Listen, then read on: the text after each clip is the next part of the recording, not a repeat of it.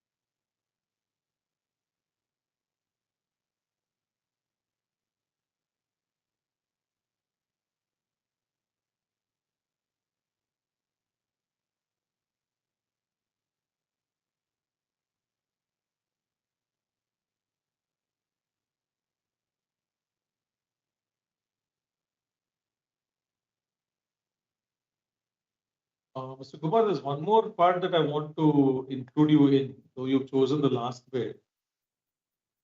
There is one part about well-being programs and employee retention. Mr. Kumar has dropped.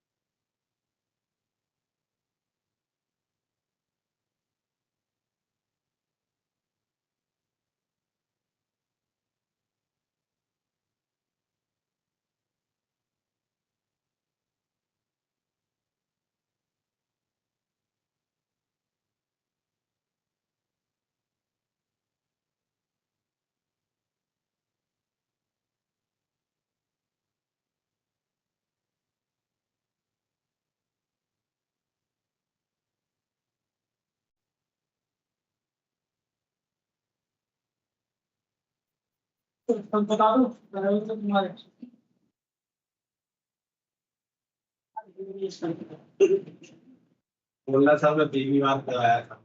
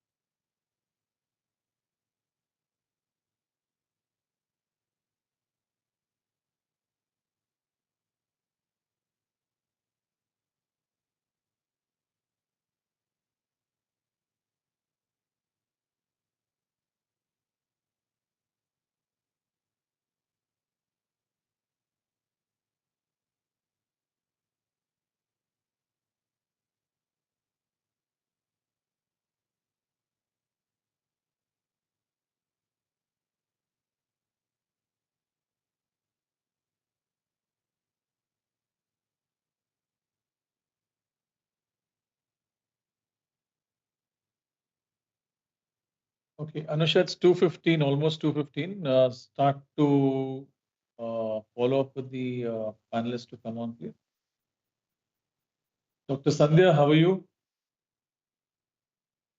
You're on mute. You're on mute, Doc.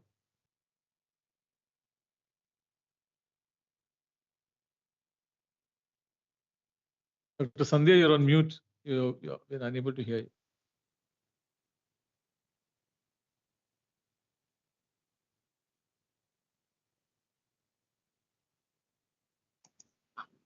Yes, now we can hear you. Yes, yeah. Yeah, good afternoon. Good afternoon. Good afternoon. Yeah. So between 2:15 and 2:25, the panelists will start coming in. And like all good academicians, you're there on the dot. So Yeah, we have to, because we're used to taking classes, no? yeah, exactly. I come from a similar background. My father is a professor of the University of Mysore. He retired as the head of the Department of Geology. Yeah, you told me so. Yeah. Hi, Sarah. How are you? You're on mute as well, Sarah. Hi, Sandesh. How are you? Very well, very well. Thank you. Good to have you back. Thank you. Good to be back. इसको ना ऐसा कुछ रखे तो मुझे पढ़ने के लिए ठीक होगा.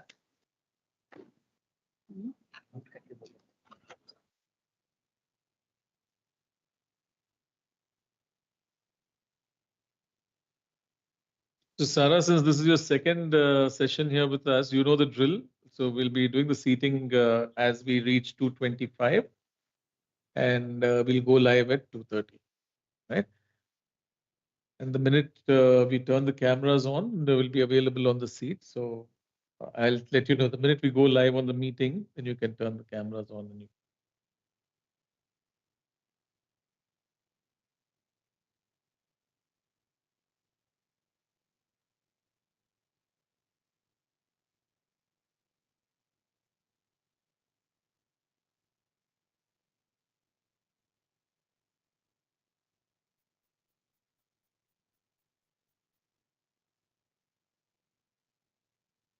Mr. Narayan Swami, good afternoon. You were on mute. Good afternoon. Good afternoon. Good afternoon. You're handsome as you are ever with your different ranges of caps and hats that you wear. I must say you have a fantastic collection. Hello, Mr. Raghunandan. How are you? Hi, very good. Good afternoon. Good afternoon to you. So since it's the first session that you're having with us, between 2:15 and 2:25, we do the seating arrangements on screen as we come close to 2:25. 2:25 to 2:30, the attendees are going to be let in. And 2:30, we go live. And we will keep schedule, and we start on time and we'll end on time. So I'm not going to take more than the time that I've bargained for from you. And thank you very much for being here. So how does that work during these 3 hours? So it's a fireside chat model. Moderated by you, or how does that? Yeah, it's a fireside chat model. Okay. It's a discussion forum.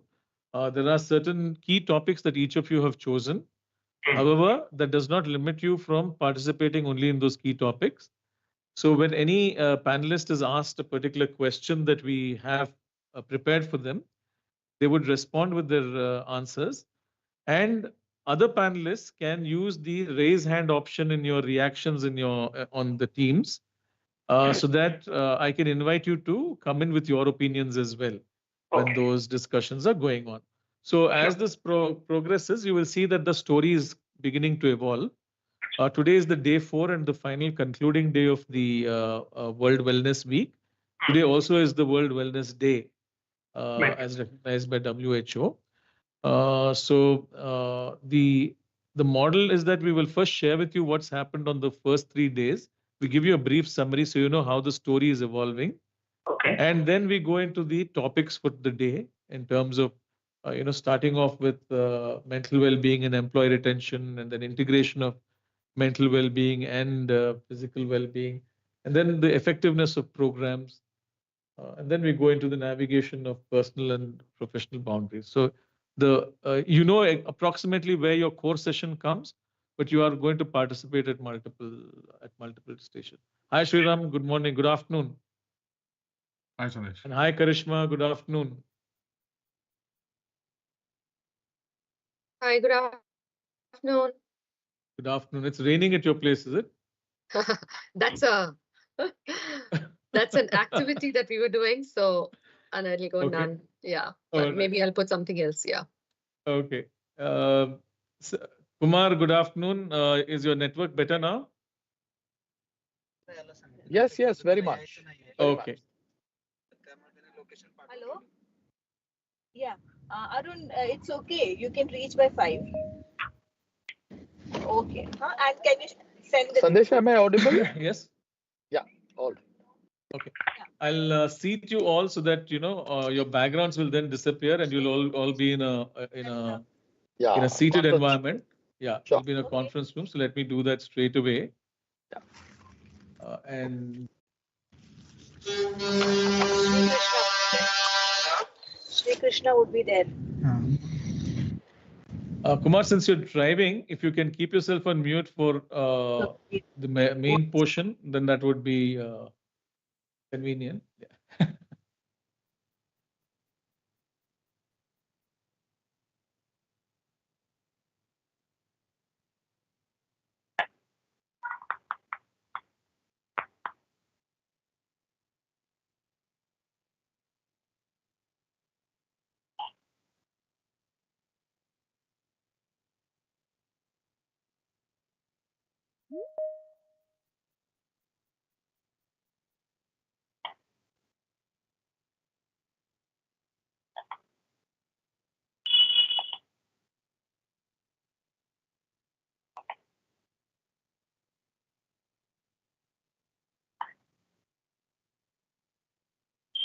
Mr. Sudhir Mahajan, good afternoon.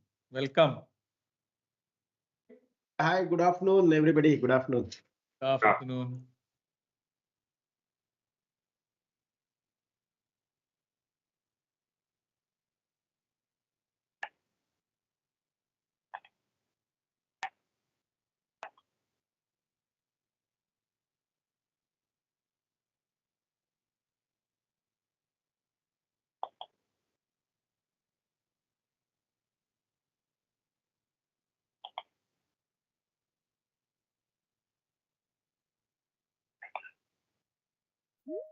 There we are. Okay. Mr. Narayan, so I think your colleague is next to you, so you can he can move a little to the side, yeah, that's great. A little more to the side. Your colleague is coming in the frame. Mr. Narayan Swami, your colleague is in the frame, so he can move a little to the side, so it doesn't come in. And Dr. Sandhya, you can turn your camera on. Examic team, you can turn the camera on as well, please. Vijay, there you are. Dr. Vijay is coming. A second. I have to seat her. I think now I'm seated well. Yes, now you're seated well.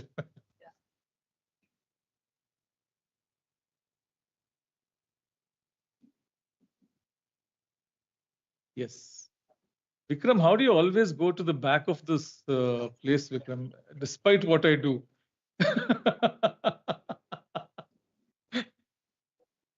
It's by design.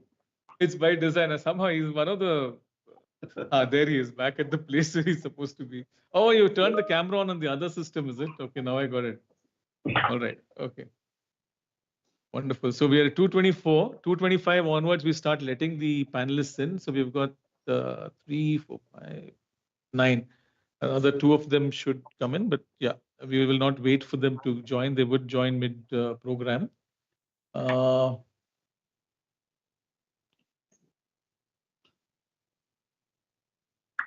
a look at the screen.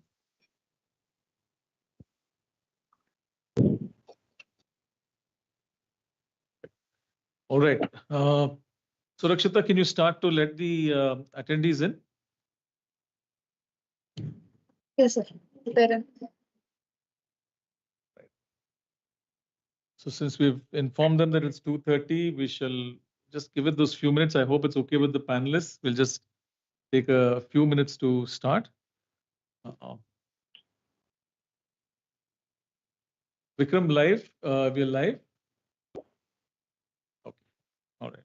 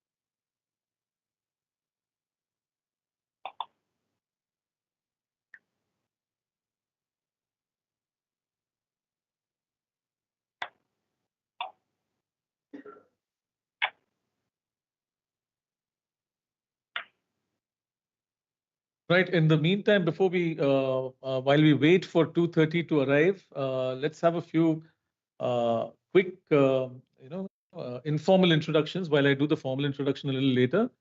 So we've got Dr. Sandhya Anvekar, who is the director at BTU. Ma'am, could you just give us a few words about yourself? You're on mute.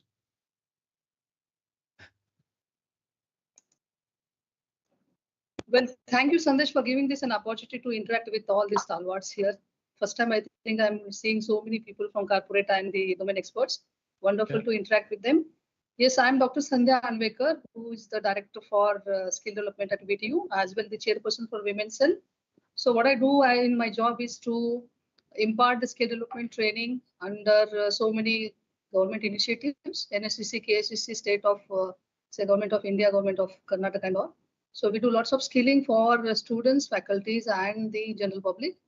And as the head for Women's Cell, I do take care of all those, anti-harassment incidents and, making women empowerment awareness and so many other things. So this is Right. what is from Vishweshwara Technological University. Wonderful, ma'am. Thank you. Welcome. We've got Mr. Narayan Swamy, who's hopefully not carrying a gun today. And he is part of the, and has been a part of the anti-terror squad, and also instrumental in Operation Cocoon, anti-Naxo squad, and he currently trains at the state police. Mr. Narayan Swamy, a quick introduction from your side, please. Okay, hi everybody. I'm K. Narayan Swamy, 8559 born.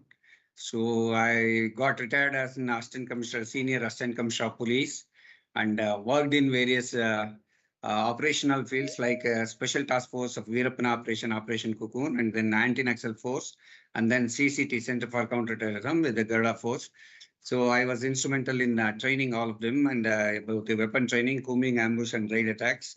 And more of out of 30 years of service, I worked in the concrete jungle, Bangalore city kind of a thing, and then real jungles also. 15 years, I was almost in the real jungle with the olive green uniform. I'm a crave for uniform. Though I was a civil engineer who worked in BWSSB, I changed myself the profession in '94 to khaki clan, and then from khaki clan to olive green military dress.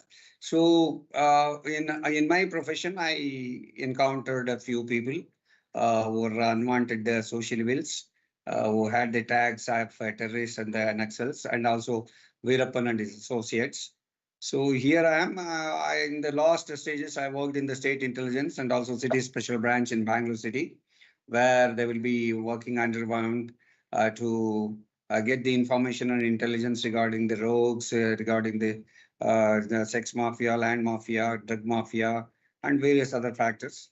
So this is a good opportunity and a nice opportunity to be with all stalwarts. Thank you. Thank you and welcome. Raghunandan is someone who's doing something very special for the elderly, and his focus is on the elderly. Raghunandan, a quick introduction about yourself. Hi, good afternoon. Once again, thanks for the opportunity. I was initially with the IT industry, 25 years with IBM and Cisco. My last job was managing director of Cisco for IBM for India and South Asia for services business. And around 2016, based on my own personal experience in terms of the gaps I noticed and the unpreparedness of myself in terms of being in a position to care for my parents,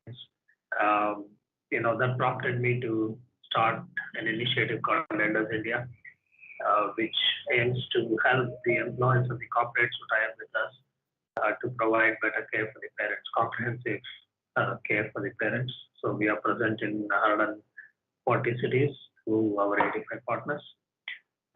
Along the way, we also started an initiative for a venture called Elders Wealth to look at the post-retirement financial needs of individuals, primarily elders, whether you're already an elder or going to be one.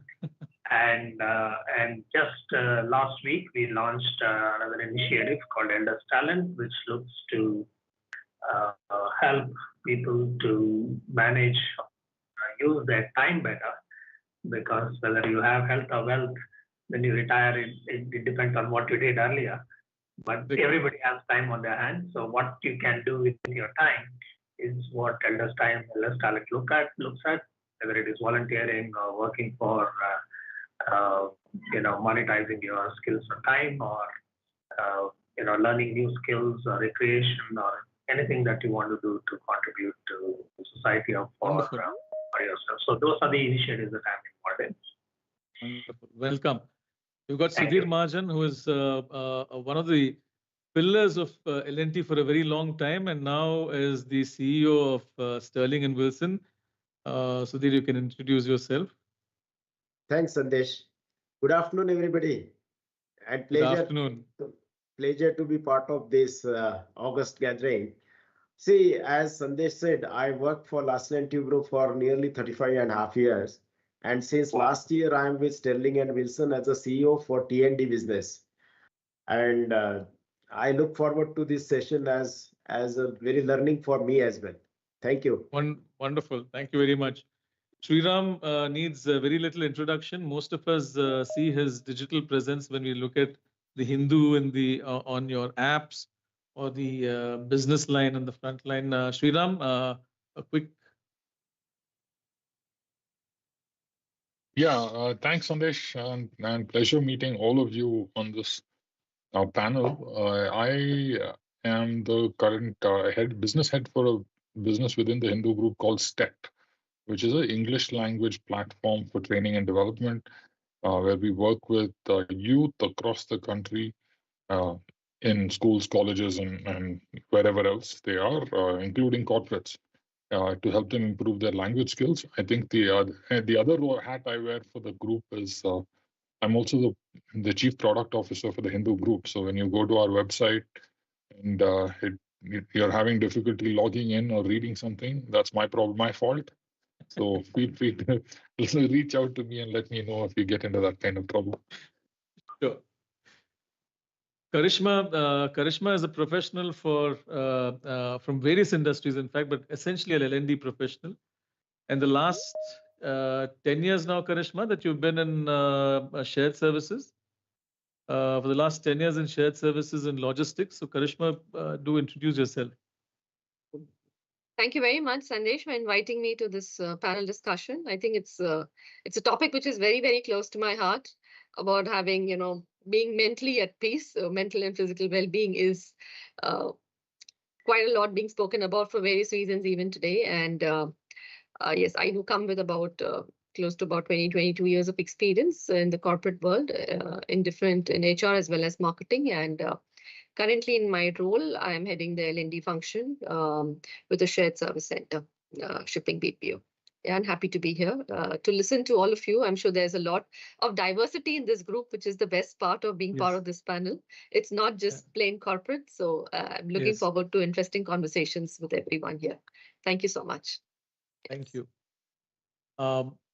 Kumar has been, I think, just like how Mr. Sudhir has been the pillar of Larsen & Toubro for a long time, Kumar has been the pillar and still is the pillar of Godrej and Boyce. So, yeah, Kumar. Yeah, so my journey started with a company called TAFE. I was there for about 4 years in the initial part of my career, and thereafter moved to Godrej in the year 2000.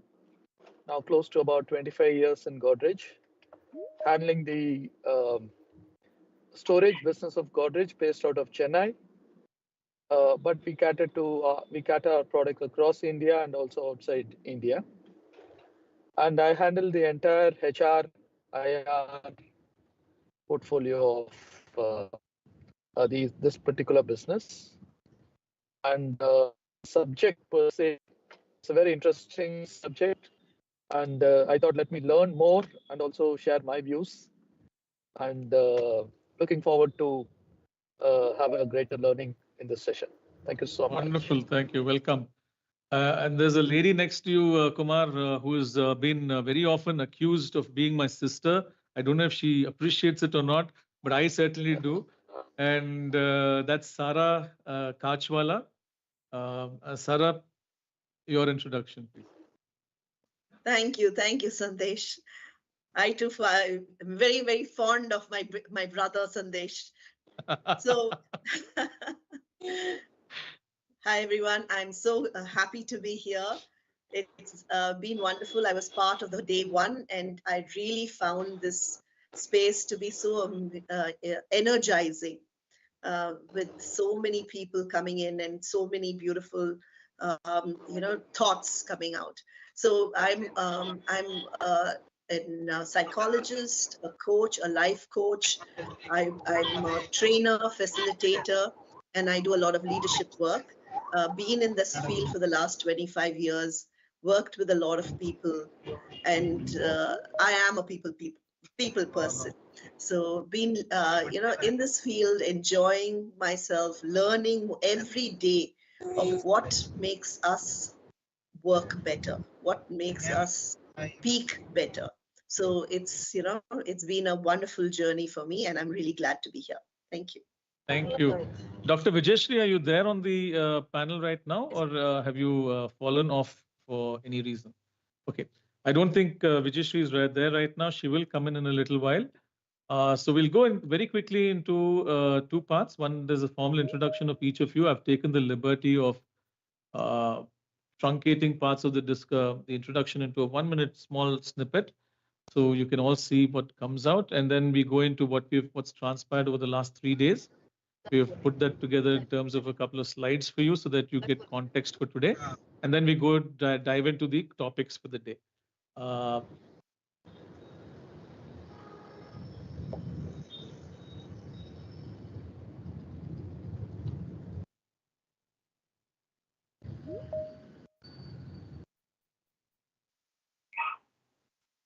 Welcome to Examic Wellness Summit 2024, a 4-day online expert panel discussion forum focused on addressing some of the most relevant and pressing challenges faced in today's workplace related to workplace well-being.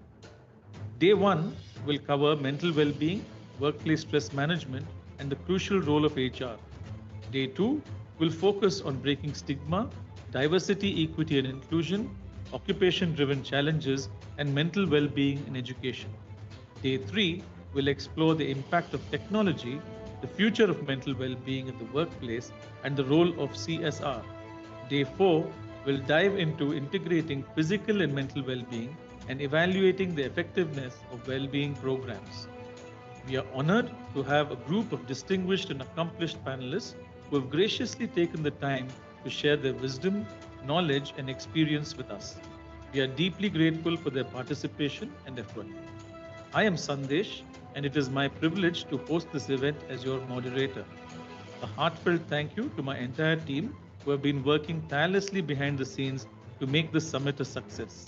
A special thank you in alphabetical order to Anusha, Mohan, Sailesh, Surakshita, Ravi, and Vikram. And now it is my pleasure to introduce to you the expert panelists in alphabetical order again for the day. Please welcome Karishma Gupta, a learning and development maestro. With a knack for instructional design and a passion for empowering teams, Karishma's journey has been all about shaping minds and driving change. Armed with an MBA in marketing, a diploma in HR, and an ever-expanding network, she is a certified OD consultant and talent management expert. She's based in Chennai at a shipping shared service center where she navigates the waves of learning strategy. And trust me, when it comes to learning and development, she knows how to steer the ship. Let's sail with Karishma and do welcome her to this forum. Our guest today, Narayan Swamy KN, an officer who's worn many hats, from leading the charge in anti-terror operations to mentoring young officers in the Karnataka State Police Department. He played a crucial role in the famous Operation Cocoon, which for those who don't know, was more exciting than any action movie. Think Veerappan. Narayan Swamy's experience ranges from the anti-Naxal force to being a trainer at the State Intelligence Training Academy. And if it wasn't enough, he's also been involved with the elite Garuda force, sharpening skills and strategies at the Center for Counter-Terrorism. But when he's not busy protecting the state, you might find him on the cricket field, mentoring future talent or leading young scouts and guides. So let's all welcome a true all-rounder on the field, in the field, and everywhere in between, Narayan Swamy KN. Introducing Pavan Muthanna, a business growth consultant, leadership facilitator, and executive coach with a knack for adventure, both in business and in life. Founder of Crankmeister Bicycle Works, he didn't just keep that business rolling, he pedaled it to the top before successfully moving on to coaching and consulting. Pavan draws from his rich experience in FMCG, retail, and ITES to help leaders handle transition, product pivots, and team integration with ease. But Pawan doesn't just navigate the boardroom. He's also an avid biker, nature lover, and thrill seeker. And here's the fun fact. He earned his glider pilot license while he was in the NCC. So whether it's soaring through the skies or guiding teams to new heights, Pawan knows how to make every journey and adventure worth remembering. Buckle up, because this session is about to take off. Introducing Pundi S. Sriram, the Chief Product Officer of the Hindu Group and Business Head of STEP. With a foot in both the startup world and the legacy business space, he's a man who's no stranger to the digital revolution. Sriram is at the helm of the Hindu Group's educational venture, STEP, focusing on English language skills for Indian youth, and also oversees digital properties like the Hindu Business Line, Frontline, and Sportstar. Drawing from his diverse experience across startups, entrepreneurship, consulting, and traditional businesses, Sriram's perspectives on professional life is well-rounded, so well-rounded that by his own admission, he has mastered the art of scheduling his emotional breakdowns a good 3 months in advance. Please join me in welcoming the multi-talented, ever-prepared Pundi S. Sriram. Today, we are joined by a man who's taken elder care in India to a whole new level. Raghunandan KS, founder and CEO of Elders India and Elders Wealth. From ensuring that seniors are well taken care of in every way to being the financial guru for those golden years, he's on a mission to redefine retirement goals. Before stepping into the entrepreneurial world, Raghunandan held leadership positions at IBM and Cisco Services, which probably means he's got more management skills than a Swiss Army knife has tools. With a background in mechanical engineering and an MBA from IIM Calcutta, he's a man who knows how to build things, including companies, and hopefully not robots to replace us. Please welcome Raghunandan KS. Let me introduce to you S. Kumar, a man who's seen the ins and outs of HR long before it was all about LinkedIn endorsements and Zoom interviews. With nearly 3 decades of experience, he's pretty much done it all, from industrial relations to corporate social responsibility. Hailing from Chennai, Kumar holds degrees in economics and social work, with a specialization in personnel management and industrial relations. And to top it off, he's got an NLB honors degree. A TAFE alumnus, he later moved on to a 24-year stint at Godrej & Boyce, handling HR and IR functions like a maestro. When he's not solving complex HR puzzles, Kumar is passionate about societal and environmental issues. In every walk of life, he continuously is developing making sure he's not just managing human resources, but also leading by example. Oh, and if you need more insights, you can catch him on LinkedIn. Just be warned, he's got quite a story to tell. Ladies and gentlemen, please join me in welcoming Dr. Sandhya R. Anvekar, a powerhouse of skill and knowledge with over 2 decades of experience in management studies and skill development. She is currently serving as the chairperson of the Women's Cell and Director of Skill Development Centers at Visvesvaraya Technological University. From skilling students to reskilling faculty, if there's a skill out there, she's either teaching it or mastering it. Previously, she was at the forefront of Karnataka's skill development programs as the state officer and program head. But don't let these titles fool you. Her true passion lies in empowering individuals and small businesses through education. A motivational speaker, counselor, and all-round advocate for social responsibility, she's always on the go, whether it's leading, learning, or lending a helping hand. So buckle up, folks, because with Dr. Sandhya, we are in for a session full of insights, inspiration, and maybe even a soft skill or two to take home. Ladies and gentlemen, let me introduce Sara Kanchwala, a passionate student of life and an explorer at heart. With over 20 years of experience in learning and development, Sara's mission is all about creating possibilities and helping people find their inner power. Think of her as a leadership sorcerer, weaving magic to transform lives, one conversation at a time. She's a coach who's not just about talk, She's about transformation, whether it's enriching relationships, nurturing self-worth, or finding your life's purpose. And if you're wondering how serious she is about making a difference, just know she's on a journey to add EQ wizardry to her already impressive skill set. From corporate giants like Swiss Re and Pfizer to educational institutions and community programs, Sara has touched countless lives. So if you're looking to discover your best version, you might just want to have a word with her. And if you're lucky, she might sprinkle a bit of that sorcery your way.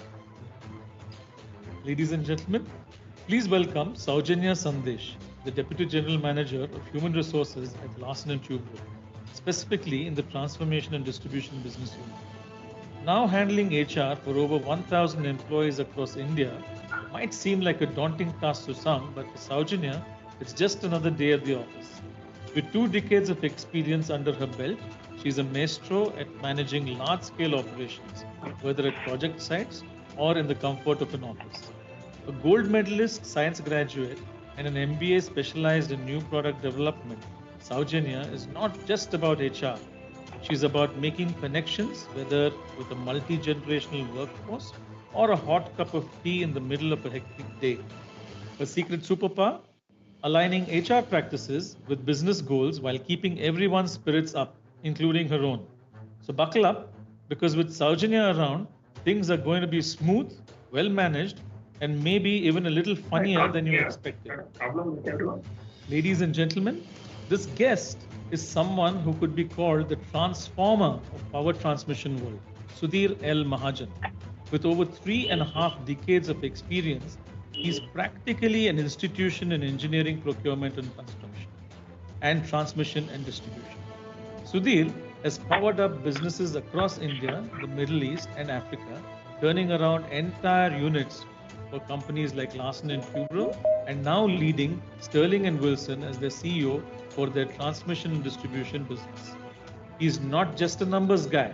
He has built data centers from scratch, established local joint ventures across continents, and achieved remarkable growth wherever he has gone. And did I mention that he's armed with a bachelor's in electrical engineering, a diploma in business management, and executive programs from both INSEAD and Harvard? You could say that he's been wired for success right from the start. Let's welcome the powerhouse himself, Sudhir Mahajan. Ladies and gentlemen, it's my pleasure to introduce our next speaker, Dr. Vijayashree Lakshman, a driving force of innovation and entrepreneurship. She is a distinguished professor at VNMIT Bangalore, leading the charge as head of the Entrepreneurship Development Cell. Not just your everyday academic, she's a Harvard certified design thinker who's authored 80 international journals and holds patents in renewable energy and smart tech. With 19 years of academic experience and a few years in the industry to spice things up, she has an uncanny ability to turn complex problems into practical solutions, almost like turning water into wine, but much more sustainable. Whether she's mentoring budding entrepreneurs or consulting organizations, Dr. Vijayashree's passion is clear: empowering the next generation to think, design, and build better.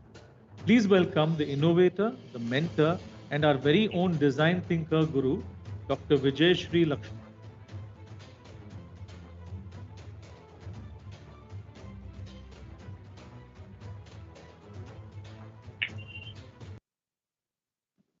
Yes, so we're back, and I hope you enjoyed that introduction. And I heard someone say they couldn't hear it. Was it Raghu? Raghunandan, were you able to hear?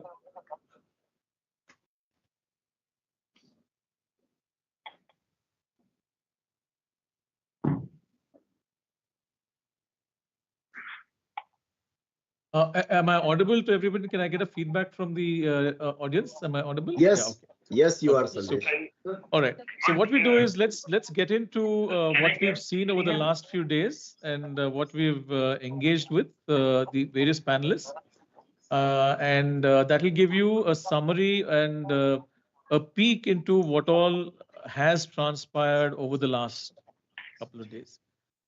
In a minute, coming up your way.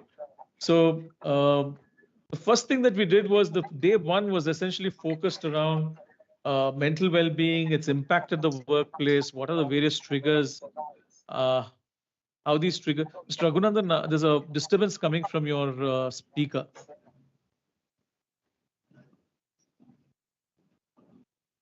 Mr. Raghunandan? Yeah.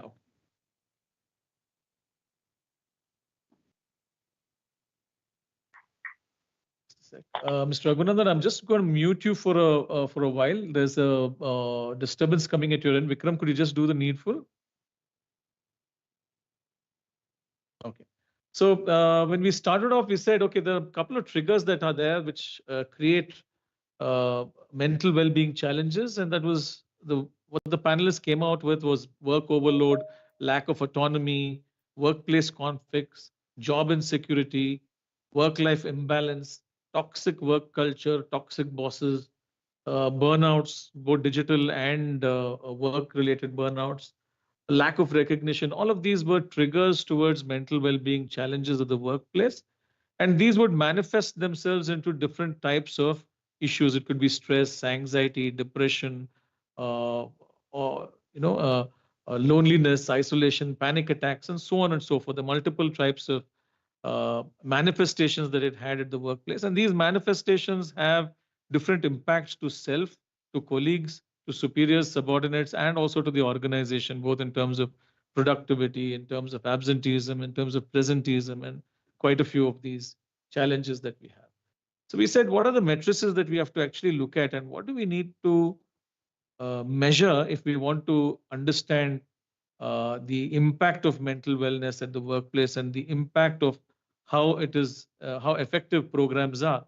So some of the matrices that did emerge were presenteeism, which is where you have people coming into the office who are under the influence of various mental well-being challenges and are not able to perform to their peak or are performing at a detrimental way to the organization, or absenteeism, attrition and turnover, the team dynamics or interpersonal conflicts that emerge, conflict resolution matrices, and also the performance matrices, because there are direct linkages to dips in performance, unable to focus, not having attention to detail, a lot of errors creeping in. So different departments react differently. And one of the points that did come about was to say that domain is a very important aspect of this entire space. Each domain reacts differently and has their own sets of challenges and problems. And every organization is coming out with various strategies and initiatives, starting with employee assistance programs to flexible work cultures, wellness programs that have a plethora of different initiatives that come around with it, skill development, upskilling, supportive leadership, workload management, and so on. But one of the things that stood out was that unless there is leadership buy-in, none of this is going to work, because everything else just becomes lip service, and there needs to be leadership buy-in to make it successful and implementable in the workspace. And the leaders need to lead by example. They need to be creating or enabling the creation of a conducive environment. A conducive environment is one that is safe, one that is confidential, one that also provides for anonymity. And to be a chief listening officer, rather to listen, to understand, and to work together with, rather than just to listen to respond. And to promote self-care. Self-care came about as one of the core topics over the outputs over the last 3 days. And as we went across, we said, okay, what are the main, parameters that we need to have that are going to influence mental well-being or mental well-being programs? They said we need to be self-aware. They need to be mindful of the language that we use, not to use terminologies loosely.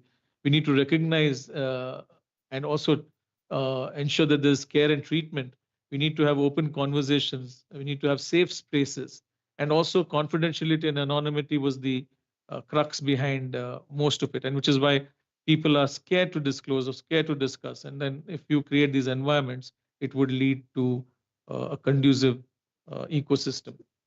And then we came on to day 3, which was essentially about technology and the influence of technology at the workplace, and also how it has an influence on the well-being of people, employees of the workplace, One is you've got your social media on the one hand, you've got your OTTs on the other, you've got your e-commerce and all the other apps that you deal with, and then you've got the apps that are necessary for professional workspaces. It could be your project management apps, it could be your Teams apps, the one that we're on right now, it could be your polling apps, it could be your email, Trellos, and so on and so forth. There are plenty of these apps that come in and occupy space and mind share, and they all have their influences. So where do you invest your time? How do you invest your time? So one of the points that came about is it's very important to be disciplined, because your mind is occupied by a lot of these digital assets and tools, and this is going to constantly fatigue you. And if you are fatigued at the time that you reach your office, you really will not have time to actually invest into the tools that are necessary to help you improve your productivity. And then it starts to go into a spiral. And so when we asked the panelists responded with the digital tool that is used most and no prizes for guessing, it was WhatsApp, followed by Instagram, and then Telegram, and then Facebook. Facebook are probably the older ones, like me and a couple of my other colleagues are over here, including Kumar and Mr. Sudhir Mahajan and so on. So they also agreed that the content they see on social media can impact the mood, decisions that they take, and also their behavior. And sort of it was not overwhelmingly yes, but yeah, there was a significant agreement between the group that it does impact them. And at the end of day 3, we said there are a couple of core areas that that the panelists proposed, and that was technology and the impact on well-being. It's here to stay. It's wonderful. It's invasive. Discipline is the key to ensuring that you can manage it. And in terms of self-care, one of the panelists came up with a statement, which was actually from an airline, and say, put on your oxygen mask before you help the others, right? And so that became the core theme under self-care: being aware, self-discipline, ensure your boundaries, and also technology enablers to help you achieve self-care. And in terms of workplace strategies, all the wellness programs, to be able to create them in an environment of security, in an environment of confidentiality and anonymity, so that they can be well absorbed by the consumers, and to also be able to enable and maintain that ecosystem, not just have it as a flash in the pan, but also to have a sustained effort around that. And the leadership commitment towards this was actually the underlying factor here. And going forward, what we would like to do is possibly, and a lot of thoughts came about in saying, look, mental well-being is something that is a condition. It is not, it is a health problem, and it needs to be dealt with as a health problem. So why don't we propose to the IRDA to include it under health plans and to build plans around mental well-being, so that people who have challenges can seek professional help without the fear of expense and without the fear of being singled out. And also for processes in terms of formation of wellness committees, similar to the lines of the ICC as far as POSH is concerned, give it a little bit of teeth so that it has something that can be that is sustainable and can stay for a while. And today we're going into body and mind, and I'm going to open the conversation on body and mind. But before we do that, a couple of key data points that I want to share with all of you, very quickly going through them. In 2023, 52% of the employed population who were surveyed experienced or are experiencing mental health challenges. And 73% of workers feel that it's very important for employers to prioritize mental health of the workforce, those that were surveyed. Now, there are data points that will come to you from the earlier days, which I will share with all panelists post the event. A lot of alarming and startling data, but essentially, looking at difficulty in focusing, difficulty in navigating thoughts, they're putting less effort or no effort at work, all of these. And these we're going to try and link it up to both physical and mental well-being today and see how those numbers play out. And when we started looking at the programs that HR invests into, we found that out of the survey, 61% of their of the surveyors give learning and development the top priority. 50% invest into employee health and wellness, 47% into recruitment and onboarding, 40% into performance management, and 36% into rewards and recognitions. And I think this is most of the people in HR will see that this is the normal trends that their organizations follow as well. And what is really the startling and the worrying aspect over here is this particular number that you see here. This 2% of leadership buy-in out of all the organizations that are working with wellness programs, and especially wellness programs related to mental well-being. So while we talk a lot of stuff and we make the right noises and we say the right things, there have been very few panelists who've been brave enough to take the bull by the horns and address the problem. Mr. Sriram is sitting here, is one of the panelists who really did take the bull by the horns and said, look, let's not get ahead of ourselves and let's address the problems that we really have. And let's be realistic about how we address these problems. So we will be realistic today, Sriram, I promise you again. And the top wellness initiatives that we see going around are health camp screenings and shots. As I mean, the COVID got in a lot of shots that came in. Everybody started receiving the vaccine shots. And then, of course, the on-site programs, the yoga, the Zumba, the gym, and the employee ergonomic programs, the remote and flexible working. And also, of course, many organizations have been promoting web portals and apps that help access well-being apps that help access doctors, help access therapists, help access help that they really professional help that they need at the right time. So pausing here and then taking a break and getting back onto the session. My first question is actually going to go out to Mr. Sudhir Mahajan and essentially to understand what, as a CEO of an organization, you really need healthy people within your organization. You need people to have the maximum amount of energy when they're coming into the office. They need to be able to deliver for you from morning to evening at the same level of intensity. So what do you think that employees need to do, or how do you think that employees need to handle their workplace challenges more effectively? You mean the employers or employees? The employees. Yeah, okay. See, lot of things I could see from the synopsis was covered in the program, and we run the risk of being repetitive, but I request all the attendees to be patient, and what we are telling is from our experience. So what I would say to the employees, my advice to them is that, as was told in the last slides by Sandesh, self-awareness is very important.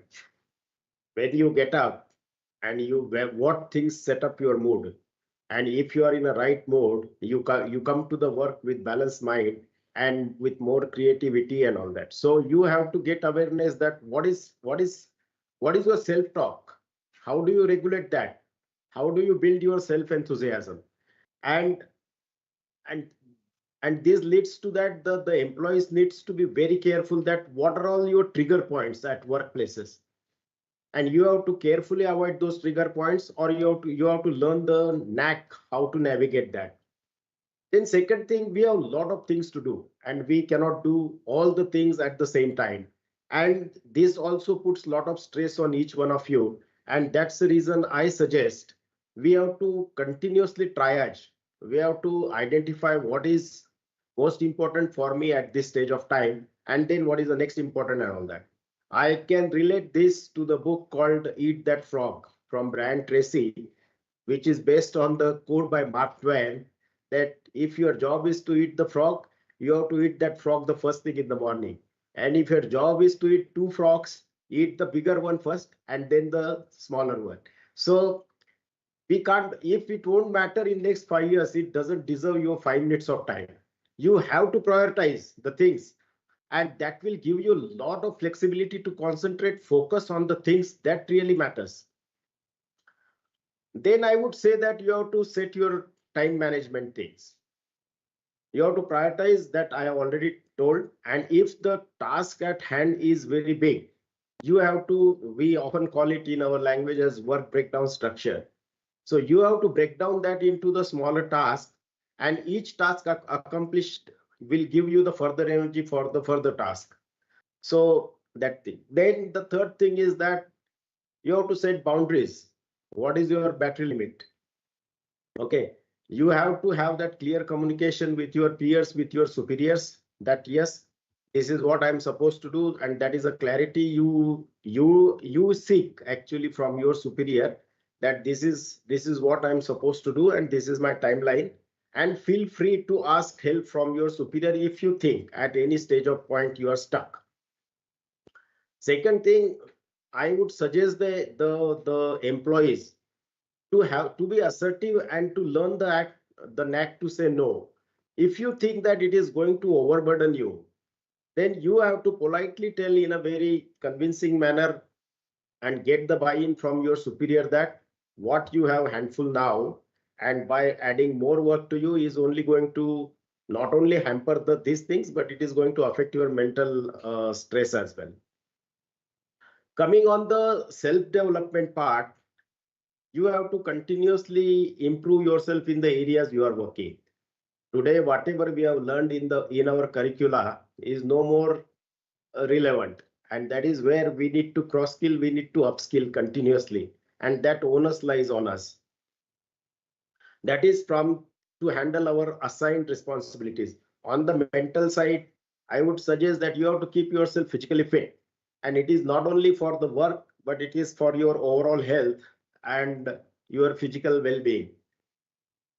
On the spirit side, you have to learn the act of meditation or yoga. You have to do certain things which nurture your soul and which will give you the further energy and further clarity in your thought process. You can discern what is right and what is not right for you and keep you away from that cluttering thoughts.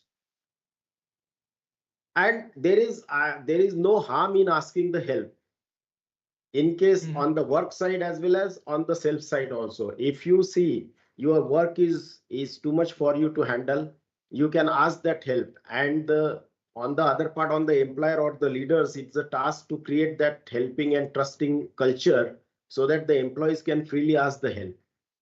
And on the self side also, if you think that the dysfunctional stress is worrying you and it is slowly migrating towards the anxiety and the larger part of that towards the further deterioration, then you must seek help, either from a professional consultant, your superior, or from a, I don't know what to say further, but that you must be having. No, there is no stigma.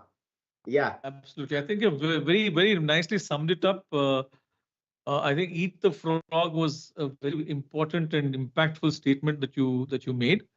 And at the same time, in terms of breaking down your tasks and setting the boundaries, I think setting the boundaries, over the last 3 days, it's been coming up constantly in terms of how we set up boundaries. So it's resonating from those 3 days as well in terms of where that's go. Self-development, of course, upskilling and so on. And yeah, when we're coming into the last point that you made in terms of meditation and yoga, the keeping your body fit, I want to jump quickly to Dr. Sandhya. Dr. Sandhya, when you're looking at mental well-being, how much of an impact does physical well-being play towards mental well-being? And then I'll follow it up with another question that I have to ask of you. Thank you, Sandesh, for the wonderful question you asked me. Usually we say that sound mind in a sound body. So it means that 50% for the sound body and 50% for the sound mind. But if you ask me, I would give 100% to each of these. 100% you should focus on the mental health, 100% on the physical health. These two are important. Together they can make 100%. That is what I feel. Now, looking at my exposure is mostly with the education sector, and especially focus more on women, because I myself being a woman, so I have a better perspective on this. So what I feel is, yes, physical as well mental health, both are very, very crucial. And in the sector where I'm working in education and the administration, which I'm doing for so many years now, both are very important. The major challenge we face is about work-life balance. Because if you look at the corporate, kind of atmosphere and the climate, organizational climate, is little different from the academics. Here we have a different set of challenges. Like, we don't have too much worry about the kind of challenges you guys face in corporates. We have our own structured type of work style. We have our structured norms for progression. We also have structured norms for our salaries and other things which we have. So everything is well understood by the employee. So usually there not much of challenges are faced by us. We only go by norms and we qualify for them. But then it coming to the work-life balance, yes, it's very important. Being a teacher for some years in my life, I felt that maintaining physical health was not a big task for me, because usually if you can see that teacher moves around in the classrooms, interacts with the students, and he's lots of into physical mobility, whereas which is unlike in corporate sector where you sit for a long time at one particular desk and work for a long time online or whatever. And coming to the mental health, yes, since there are some challenges at home, probably a woman employee or even a man employee can face a little bit of a balancing problem. But now I feel that since there is lots of very close blend is happening between academics and industry, so we are also working like corporates now, and that is how the skill development component came into academics. And I'm here as a director, as an administrative officer here. And then this is a little bit apart from what you do in academics.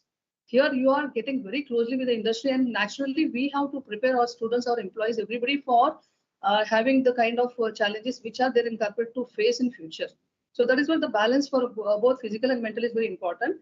And if you can see what the kind of development is happening in education sector also, they are also becoming more commercial and more automated and more systemized on par with the corporates. And even I feel, even in academics now, it's required that you need a counselor. So far, all the education institutions are having a counselor for the students, but we also require for employees, because there are cases where the employee will not be able to concentrate properly on the job because of the reasons unknown to anybody around him or her.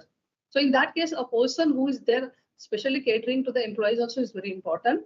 And having this kind of weekly sessions probably will bring out the best in the employee and will help out him to have a mental if there is a problem. And if a physical, there are so many things which are already discussed by, I think, Sudhir sir, who said about yoga, meditation, and so many things. And also here, I think the same can be incorporated for physical fitness. It's a little bit easier task than the mental health maintenance. So for physically, probably we can have lots of mobility for the physique, bio breaks, and then walking around, sometimes having the meetings in open airs, or you can go for outdoor games for recreation.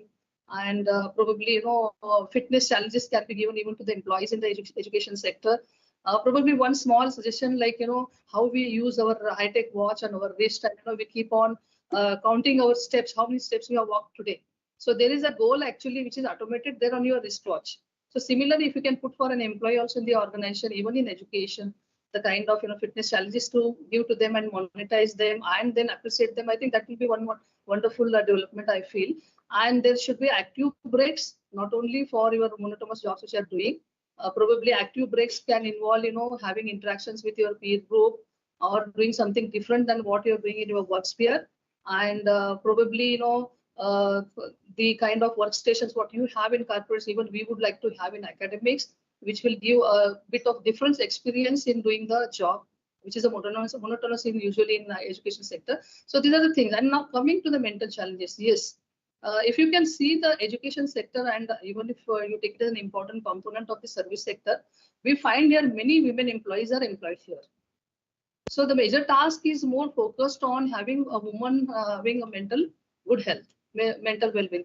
And we all know that physiologically a woman has to undergo lots of changes because of her maybe before marriage, during marriage, after marriage, and so many things, challenges are there even for the physique. And that is what here the employer probably has to be very empathetic. So I see good things are happening now. Of course, whether you take the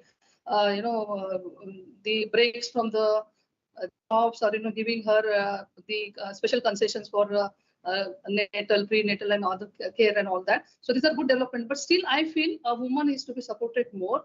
And let me not be partial also, because sometimes even a man also will have lots of mental issues. And that definitely affects on his work style also.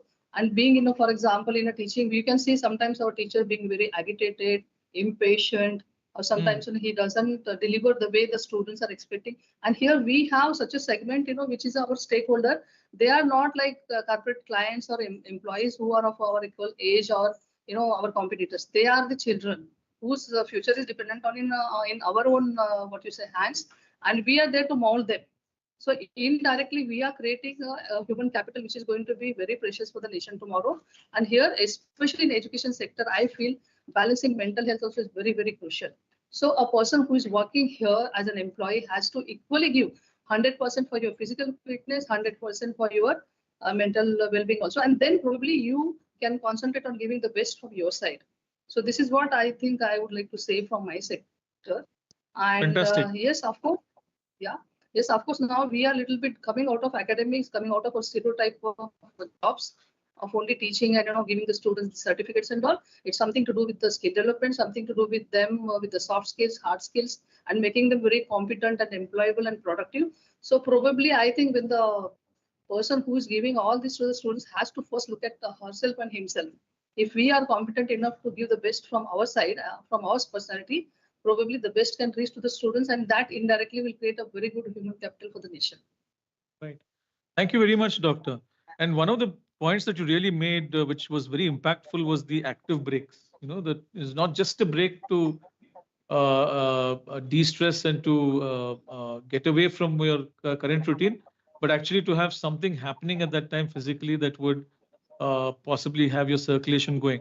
Now, having taken this point, I want to take a question around the room. I'm going to start with Mr. Narayan Swami and then go to Raghu and then Sudhir and Sara and Karishma. I think Dr. Vijayashree is also there, but I'm not able to see her.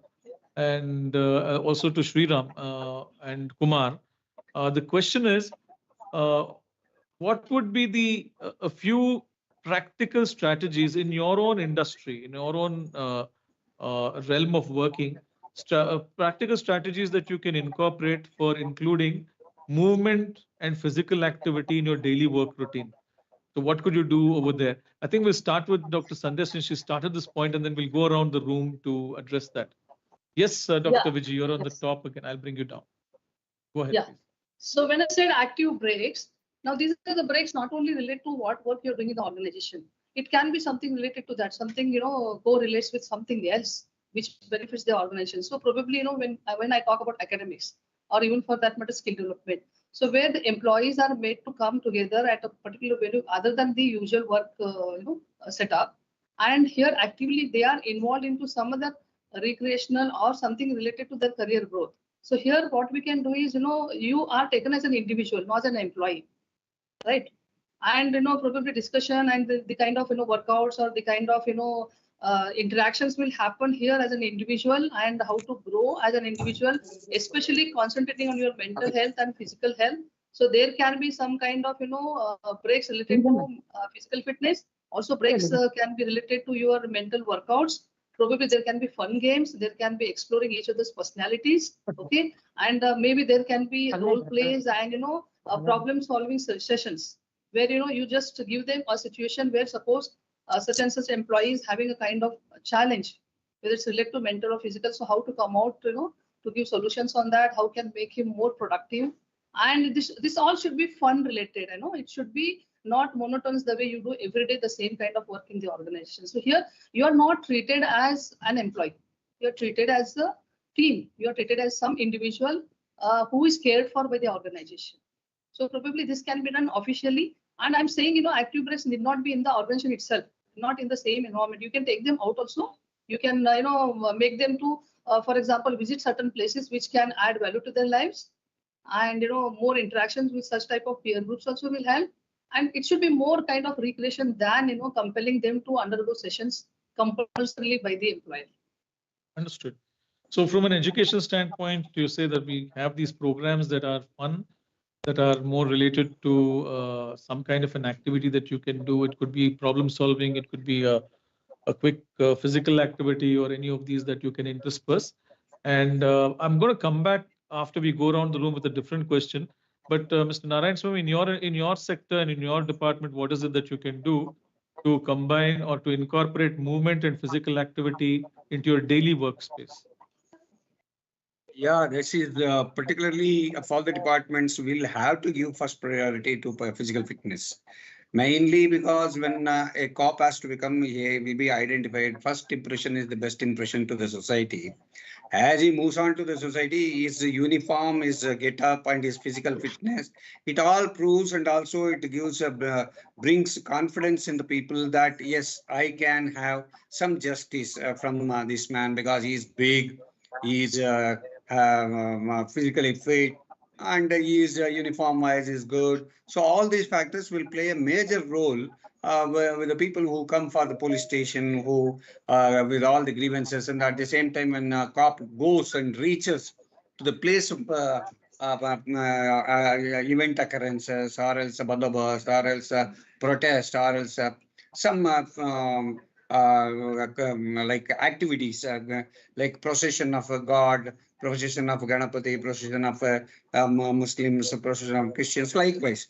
So all these things needs a solid brain with all knowledge of IPC, CRPC, Evidence Act, Special Law and Local Law, and all these things.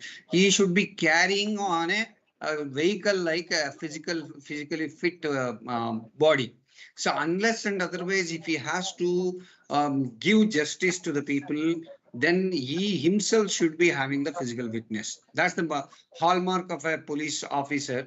You can't just expect a police officer who is lame, who is limping, who is lost his eye, who is lost his hand. You cannot, but you can see a noble laureate. You can see a wonderful yeah, intellectual who is a Infosys graduate or worker or whatever it is. You can find in any profession, but not in policing. Policing demands a physical fitness, demands.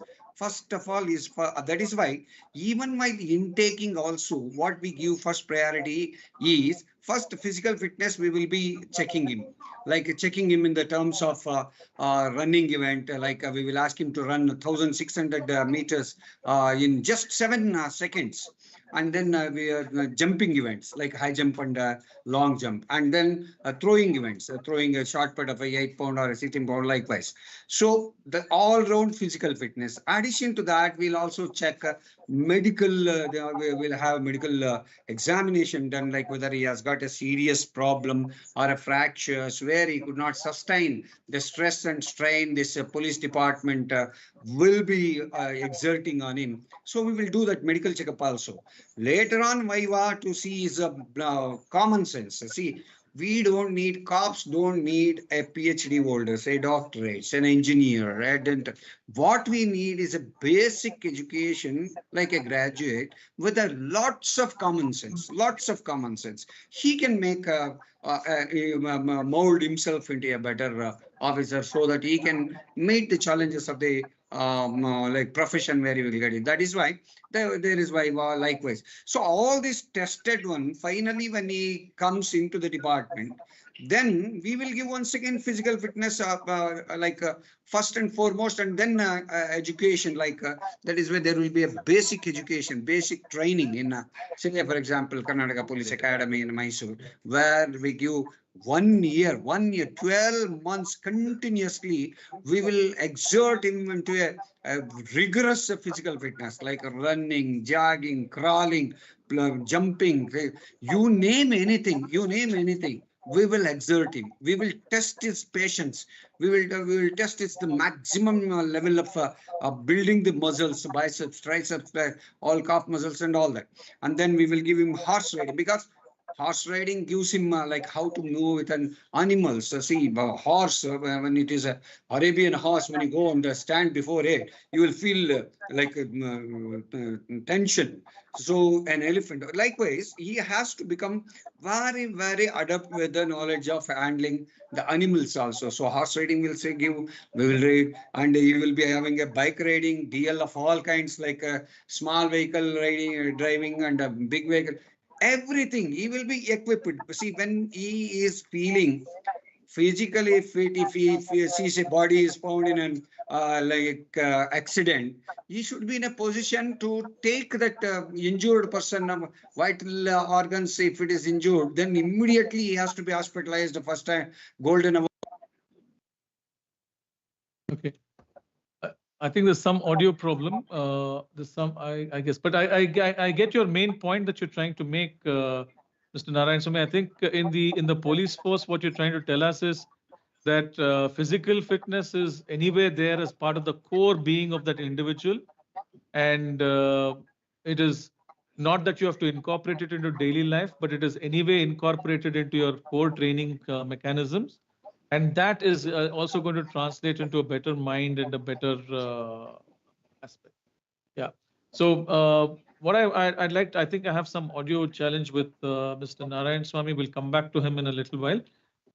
Just moving on to Mr. Raghunandan, in your space, and you're dealing with the elderly as well. And I'm sure there are a lot of employees that you have in order to make this happen and to make this successful. So how do you want to incorporate and include physical activity within the daily routines that you have in your workplace? See, we are still a very small company, and we need to be nimble in more ways than one, physically and otherwise. So we have stand-up meetings in the morning and so on. So we don't have so much of folks just spending a lot of time on just the meetings. But you talked about the elderly, but we can probably put, whether it is elderly or the employees or all of us, the need for physical activity in the context of the mega trend that's happening currently, which is longevity. We're all going to live much, much longer than the previous generations. In fact, we are adding 4.5 years for every decade in terms of average life expectancy at birth. What it means and why this is important is, if we are going to be living 90, 100 years, then two things become very important. You need to be healthier for longer, and the physical activity and keeping ourselves emotionally and mentally healthy is a prerequisite for us to have a quality of life, not just the longevity of life. And this awareness, if we have, all of us will spend a lot more time on the physical fitness as well. And of course, the earlier panelists talked about yoga, meditation, and going to gym and having those facilities in larger organizations. Definitely, that will help. We can include it before or after the working hours, but it's a commitment that we need to make to ourselves that healthier for longer is a prerequisite for us to have a better quality of life and not to be dependent on in the future. And that's the message that we try to keep giving to even the elders. When you retire, it's not just you just put up your feet and relax, and you need to be physically active all the time. Wonderful.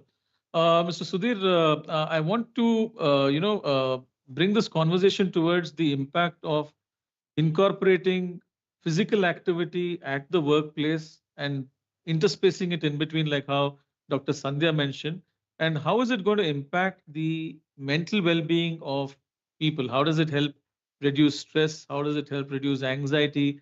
How do you see it reduce depression? And how can you actually have some practical way to have some amount of physical activity coming into the workplace on a regular basis, on a daily basis? Yeah. So as my all other colleagues have said, the physical fitness is the genesis of all what that we do. And when we come to the workplace, normally the workplace life is very sedentary.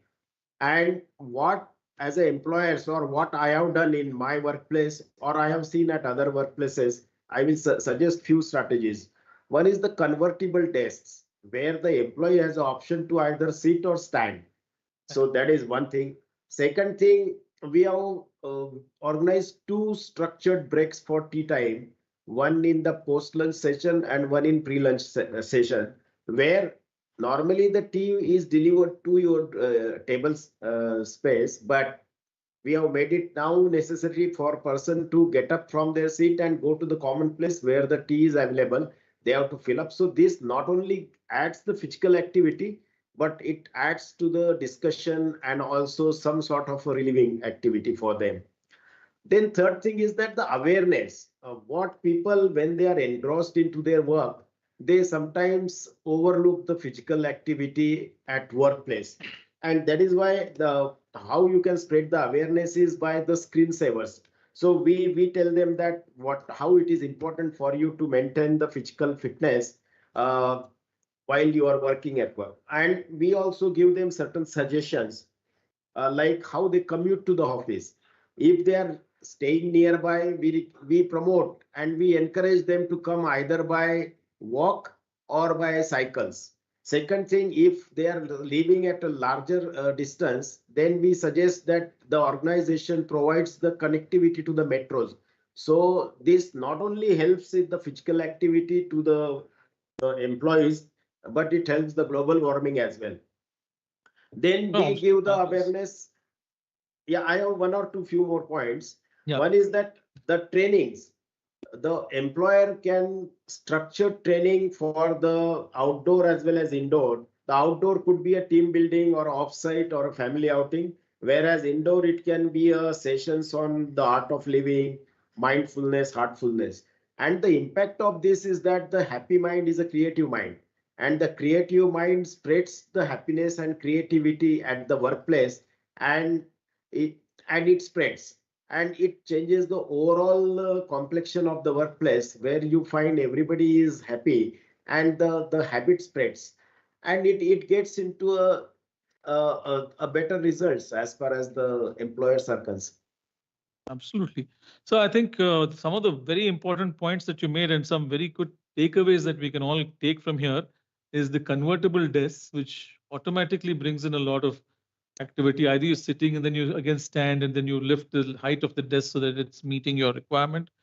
The two, which I think many of the organizations have, is the movement on account of walking to a common place, either whether it's the coffee room or the snacks room or the break room or even the printers. Also structured breaks where you go and where you're promoting walking or cycling to come to office. I think that's a fantastic option, and also giving the connectivity either from metro to the office or whichever way that we look at. That prompts the individual to be on some kind of a movement activity over there. And I think one key point that you mentioned about screensavers being the reminders is a very, very useful tip. Thank you very much for that. Dr. Vijayshri, coming to you, you are also in the education sector.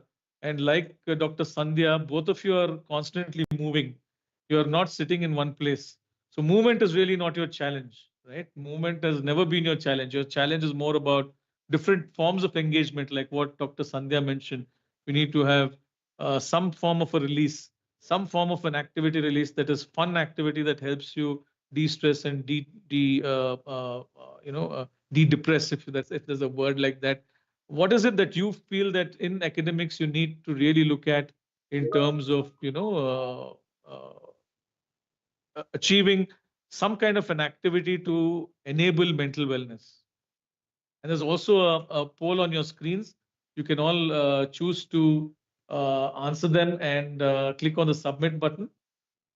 Hello everyone. Good evening. Actually, a lot of inputs I have also received from other panelists.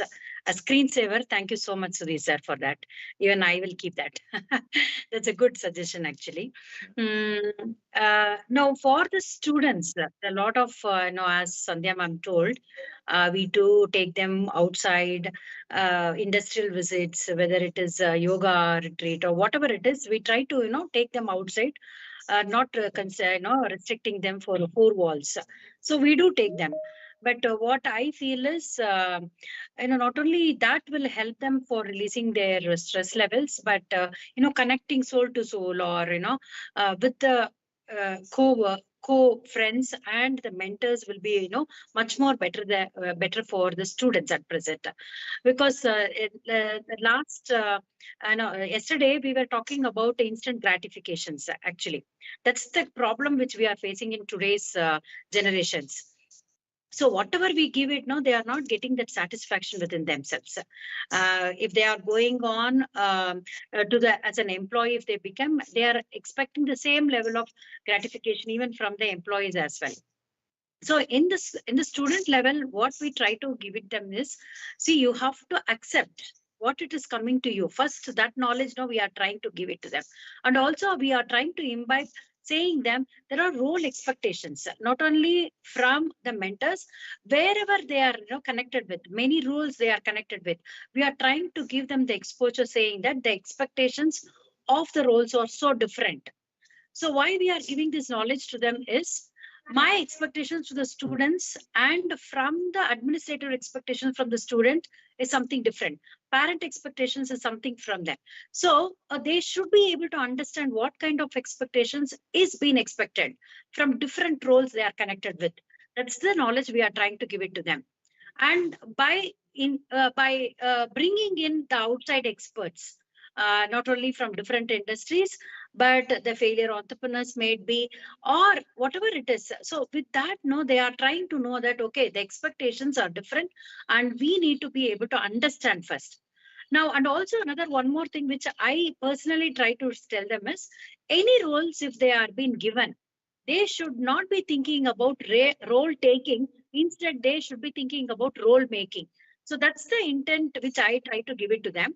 So once they are able to understand their roles completely, by making it even more beautiful than it has been offered to them, whether it is student role or an employee role, whatever it is, they will be able to shine. So when the passion comes into picture, there is no need for the word stress itself. So actually, for me, I feel stress is an invented word, so that from the people who have the satisfaction of creating much more problems around them and feel the satisfaction of solving the problems themselves, because there is no word of stress as it is. No, it is all taken into our mind. The events wouldn't have been, an external events wouldn't have been so stressful. Only thing is our mind is a matter, and how we are trying to see that particular event. So this particular knowledge, when we are trying to give it to the students, I think many of the issues can be solved from the students' life itself before they entering into the organizations.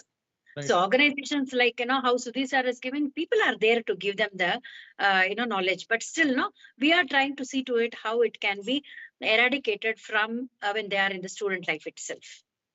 Right. And as a teacher, what is it that you would actually do for your own well-being, for your own mental well-being and physical well-being as a teacher, as a professor, as an academician?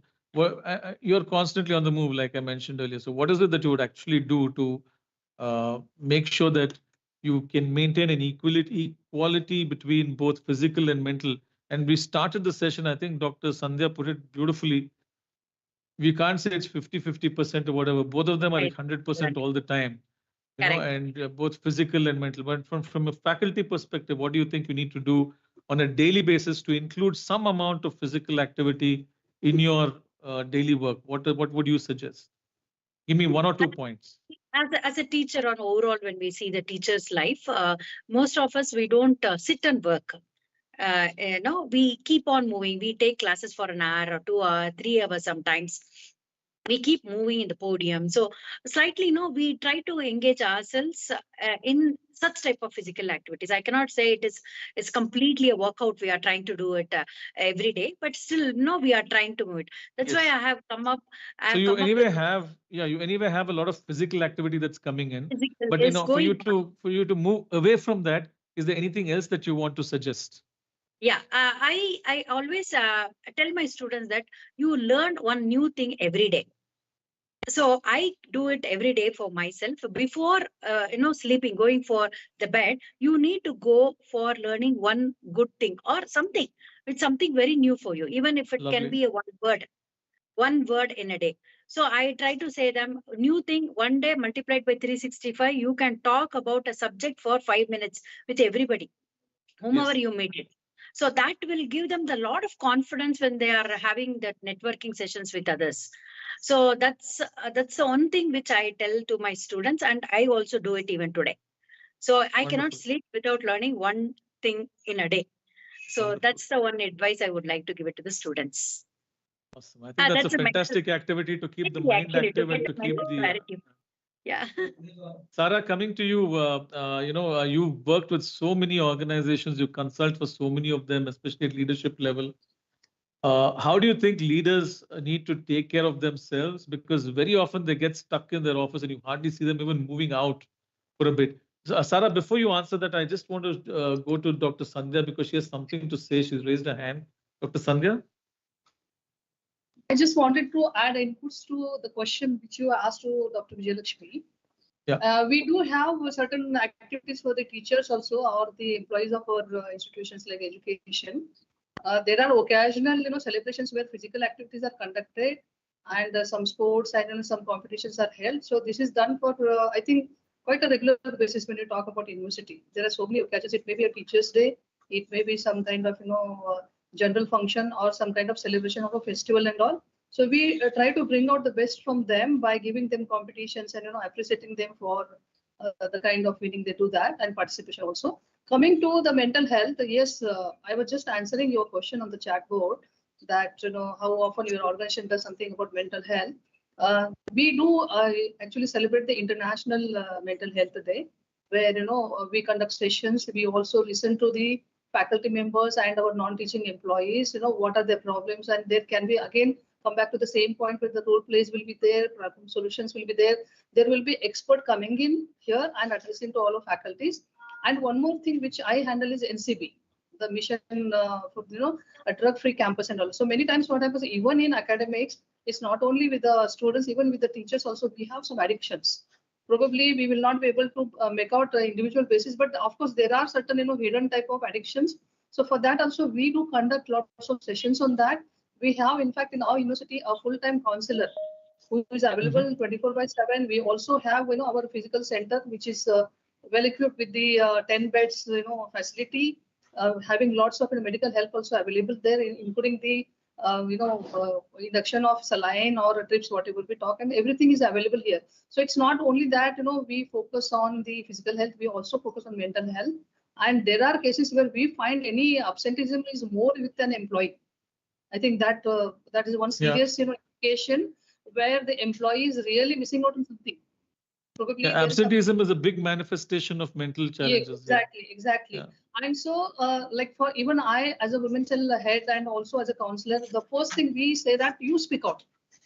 So we call the employee when we observe that, some employees really having some issues and doesn't want to open up. And so counselor and myself, we sit with them and we try to open up, the communication, saying that, whatever it is. Sometimes there are very silly matters with their personal lives, which are highly glorified, and that will be engulfing the whole career of theirs, which is a very serious matter sometimes. So we make them to speak out.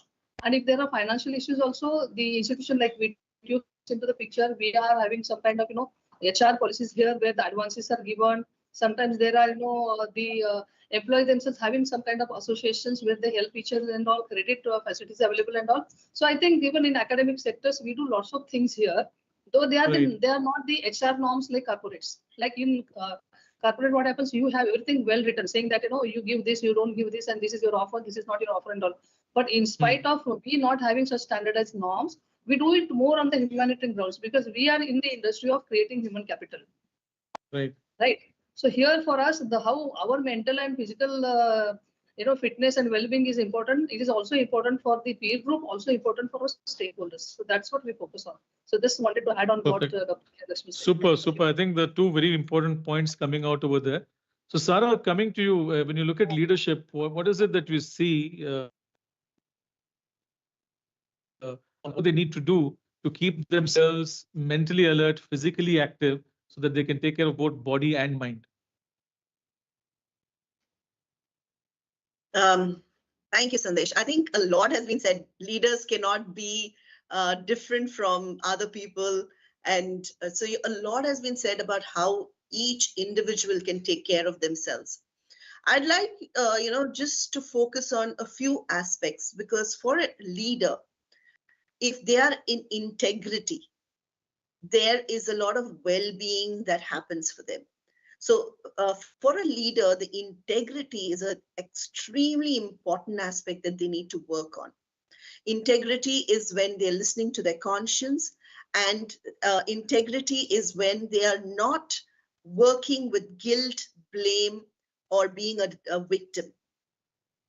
When they are working from these spaces, they are draining themselves and not allowing themselves to be fully productive. So a leader needs to work on trust, integrity, and these are mental aspects that they need to work on. However, a leader also has to have energy, right? A leader with who may have everything else but no energy is someone who is feeling dull all the time, who just doesn't have, who's always procrastinating to get to doing something. And energy comes from different aspects of our life. A good sleep, good nutrition, and a physical activity, an exercise, a movement, whatever, but some form where the body is not only fit, but it's flexible. A lot of people think healthy people are those who go to the gym. And we forget that it's not just gymming which makes a person healthy. It is a combination of nutritional, of physical, of mental, of spiritual. So a person needs to feel meaningful. And that's what spirituality is all about. They need to feel that they are fulfilling a purpose. So a leader with a purpose, with integrity, and is able to develop trust in others, has the energy, and is engaged with people. I'm going to just leave these words. Is a leader who is working on themselves. So just, if you could just imagine a leader who wakes up in the morning feeling refreshed, not tired, because he's had a good sleep, because he's already allowed himself to work on what needs to be worked and has had a good sleep, is able to jump out of bed because they have, they're constantly having some form of physical activity during the day, is able to jump out of bed, is able to feel refreshed, and is waiting to take on the day. So that's the mental stability or the mental resilience that the person has, is saying whatever challenges I have, I'm here and I'm ready to take on.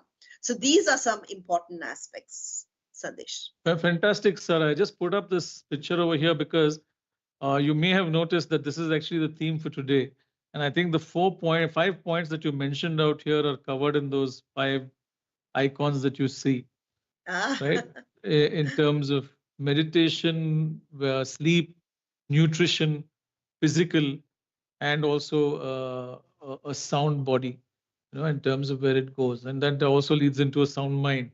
This was essentially the main theme for what we are here today. And I think you've really summed it up very well for us. Thank you. Thank you. Kumar, coming to you, you work in an environment that has both ends of the spectrum. You've got sedentary work styles and you've got workmen on the shop floor, right? And they all come with different types of challenges that they pose to you as being the head of HR. And mental well-being is one of those challenges that come to your doorstep. But how do you integrate your physical well-being and mental well-being at your organization? What are the initiatives that you're taking out there?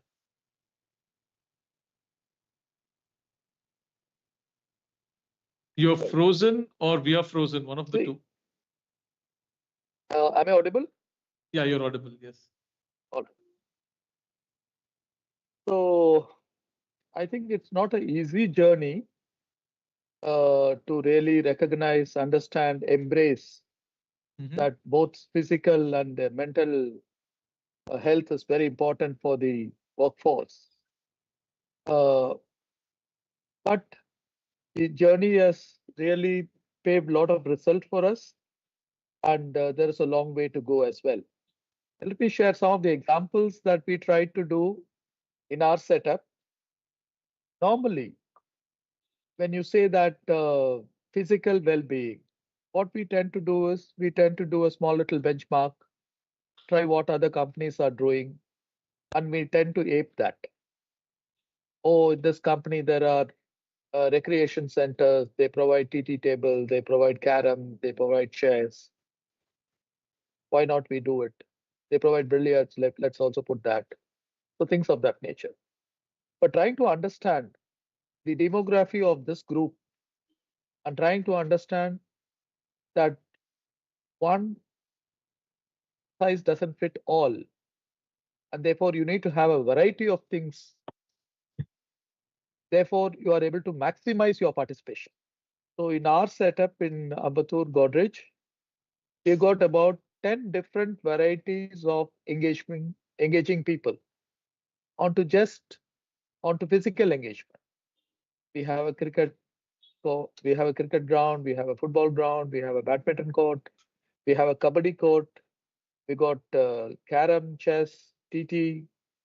Okay, so name whatever people want, it's there. And therefore, this helped us to maximize the participation in physical activities as such. And of course, many examples that came up in terms of designing your office in such a way that you don't sit and work all the time. You need to walk once in a while. So either for your bio breaks, or for having your coffee, or to have your cup of water, you need to go and walk. And that is as part of the design. So physical well-being is one thing that has been easily done with all this experience. The mental well-being is little difficult than the physical one. So on mental well-being, it is basically helping people to understand the nuances of what really causes the mental disturbance at work life. So what we do is, after a lot of understanding, I'm saying this, there are three things that are very important for anybody who's working in an organization. It might be any kind of organization. First is to understand the philosophy of the organization, what the organization really believes, what is the philosophy behind the organization's functioning. So from the philosophy, the policies and the processes and the procedure flows. Understanding the spirit of the policy is very important, and therefore aligning to that. If you don't understand that, you get caught in many ways. For example, I'll give you two extreme examples. In certain examples, swiping time card is very important. That organization strongly believes in discipline of the workforce.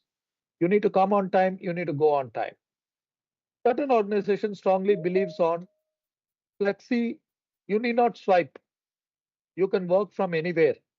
You can work from home, you can work when you're in tour, you can work anything, produce result. There is no need for you to come to office, record your time. Now, these are two different examples, two extreme examples. Now, understanding this and aligning to that is very important. So when a company says that this is your policy, you need to embrace the policy, understand the policy, and follow the policy in letter and spirit. The moment you don't follow that, if there is a lot of dissonance in that, then that's where it causes a lot of mental stress. Yes. This is one In fact, example. just while you take a pause there, Mr. Sudhir has something to add. He's just raised his hand. Sure, I'm just going to sure. quickly go to him and come back to you. Yeah.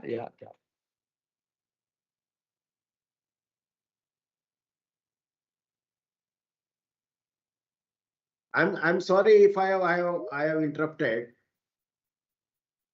Please. No problem. Yeah, so what I was saying, to integrate the physical activity at the workplace, the leaders play a bigger role, and they can set by example that if the leaders themselves keep themselves fit and show them by I will take one example by just see, I will tell my example. Many times I conduct meeting while standing, okay, or while walking. So, and second thing, that the leaders need not glorify the overwork or the hustle culture in the workplace. So these two things I just wanted to pitch in will go a mile ahead integrating physical activity in the workplace. That's fantastic. And Karishma, before I come to you, I have a question that I want to ask Sriram. And because that's going to lead up to the question that I have assigned for you. And Sriram, how do companies design wellness programs that can address different aspects of well-being, like physical, mental, emotional, without really overwhelming their employees? Yeah, the key here, I think, and thanks for having me again, Sandesh. The key here, I think, is I think somebody else spoke about this earlier, that there is every employee's needs are different, right? And every one of us has varying needs of physical, mental health, etc. And so I think the key is to allow the person to take care of this themselves, right? I mean, when I say that, I mean have the flexibility that they can opt in or out of whatever programs that you have available. I think that's an important part of it. I think companies can go a long way in building this. One interesting example that I was reading about says that 70% of your mental health impact comes from your boss, right? The manager is the direct manager that you're working with is the person who impacts your mental health up to. That's more than the mental health impact of your spouse. And if you think about it, it makes a lot of sense because the number of waking hours you spend with your manager, or at least under the active guidance or action of your manager, is more than what you spend with your spouse. And in that case, one of the key things companies need to do is to ensure that managers are made aware of this. And firstly, they are good managers first. I think that's an important part. I mean, we're seeing a lot of examples of managers driving people to overwork or apathy and so on. So I think companies investing in their own managerial programs, I think itself is an important gap that we see in the Indian industry. Middle management in particular is highly undertrained and unprepared for the roles that they're expected to take. So that's one aspect of it. I think the other thing is giving people a lot of freedom to opt in or out of whatever programs you have available around physical or mental health are important. I think every company we know organizes sports events, they organize music events, they have cultural events on company site. All of these things are happening. It's important that people don't feel pressured to be part of it.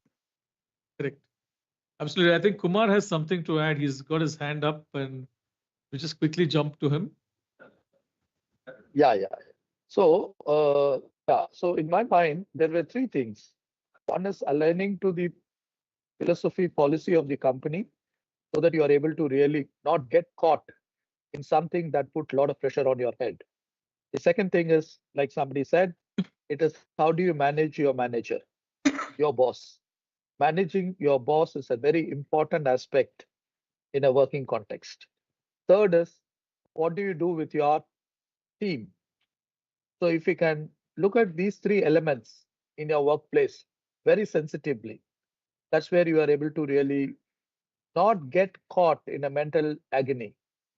Coming to the personal side, again, I would say there are three things. One is your own self-love. If you don't know how to love yourself, you will not be in a position to love anybody. So how to love yourself, how to pamper yourself, how to give time for yourself is a very, very important aspect that somebody has to practice. The second important aspect is in your family, it might be spouse, it might be father, it might be son, it might be daughter. Who is the person who has got the more potential to influence your mental health? I have to be very, very watchful on that and see how to really work on that. The third aspect is, of course, your place of work or your place between your work and the home. I think that causes a lot of stress on people because you are not able to really manage time because of that. So at home, three things, at office, three things. If you can manage well this 3+3 things very well, you will be in a position to handle your mental well-being in a little more better way. That's what I would say. It's all out of my experience, not only my personal experience, it is also experience of the colleagues with whom I work with. Thank you. Yeah.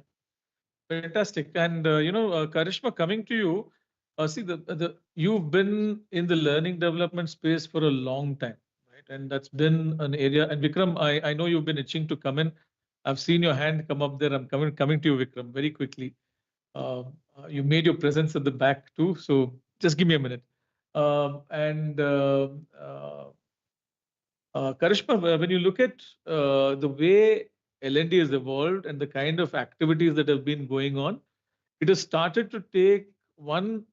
It started off from being from. Let's leave the skill development part of it aside, right? And let's leave the upskilling part of it aside. A lot of outbound programs and inbound programs came as a recuse from the existing normal in order to give an opportunity to vent or an opportunity to do something different so that you get away from the mainstream, right? As a de-stressor, basically came in as a de-stressor, and then that started to evolve in multiple ways, and people started seeing benefits around that. Now, when you look at what is happening today and you look at participation today, and Sriram very clearly pointed out, you should make it optional, the opt-in and opt-out. How do you see that these well-being programs are shaping up, and how do you see the effectiveness of these programs coming in? So, well-being programs, I would say, is something which is being managed by the learning and development team and not the core HR team in most organizations. So the structure of the well-being programs are definitely, optional in nature. We do have, programs of two types. One is wherein you can have your one-on-one connect with the counselor, and the other is wherein we create an environment where we have group connects as in it's virtual open sessions wherein we have discussions around women-related issues. It could be around how do we bring in a work-life balance, or it could be about if I have an issue with my manager, how do I address it? So topics could be of varied nature, and we have two formats. So one is a one-on-one and the other is a group connect. Mostly it is a lot of people come into these sessions because they want to know how to deal with situations. But when it goes to approaching a counselor on their own, they hesitate, and that hesitance is it's a lot to do with my mental makeup and what I hear about me going and approaching a counselor at any given point in time, and there is resistance there too. So that's the way it is. However, sometimes what we've noticed is that when a manager notices that that an individual in the team needs help, and not necessarily nudging, but tries to have a conversation, understanding what are the individual's problems are, and mostly the problems may be not necessarily work related. It impacts on work, but it could be family or personal related problems, and that is actually impacting work. So then the manager goes ahead and educates, I would say, or creates awareness in the individual that we have help and you can go and seek help. And people have gone ahead and approached those cells that we have created, and it's worked for the individual. It is growing, but at least in India, it's growing at a very, very, very, very small pace. It had caught up a good pace when I would say during COVID.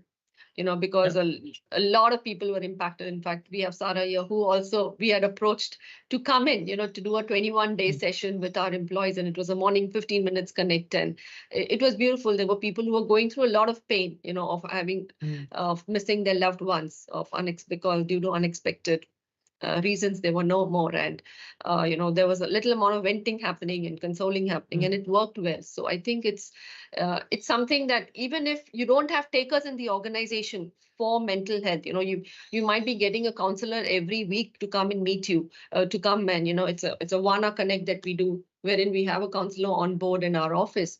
We may not have someone coming in and walking to meet the counselor, but that does not mean we take away that right from the employee. Even if it is all 52 days or all 52 weeks, we don't have a single person coming and meeting a counselor. That does not mean we should not have that cell. We need to have that cell. It's just about the way we promote that cell. And apart from that, yes, there are different ways in which messages get sent across around mental health. We have mailers, we have committees that are being created, which is an internal committee. We have an external committee, we have POSH and this and that. So there's a lot of awareness, and I think there's a lot of need why organizations need to continue promoting mental health. Yeah, that's just to support the point that you're making right now, Karishma. In fact, yesterday I got this slide up, but I'm putting it up again for today. Harvard Business Review has seen that in 2021, 37% of the employees were comfortable talking about their mental well-being challenges. And like you rightly pointed out, it sort of coincided with the COVID period.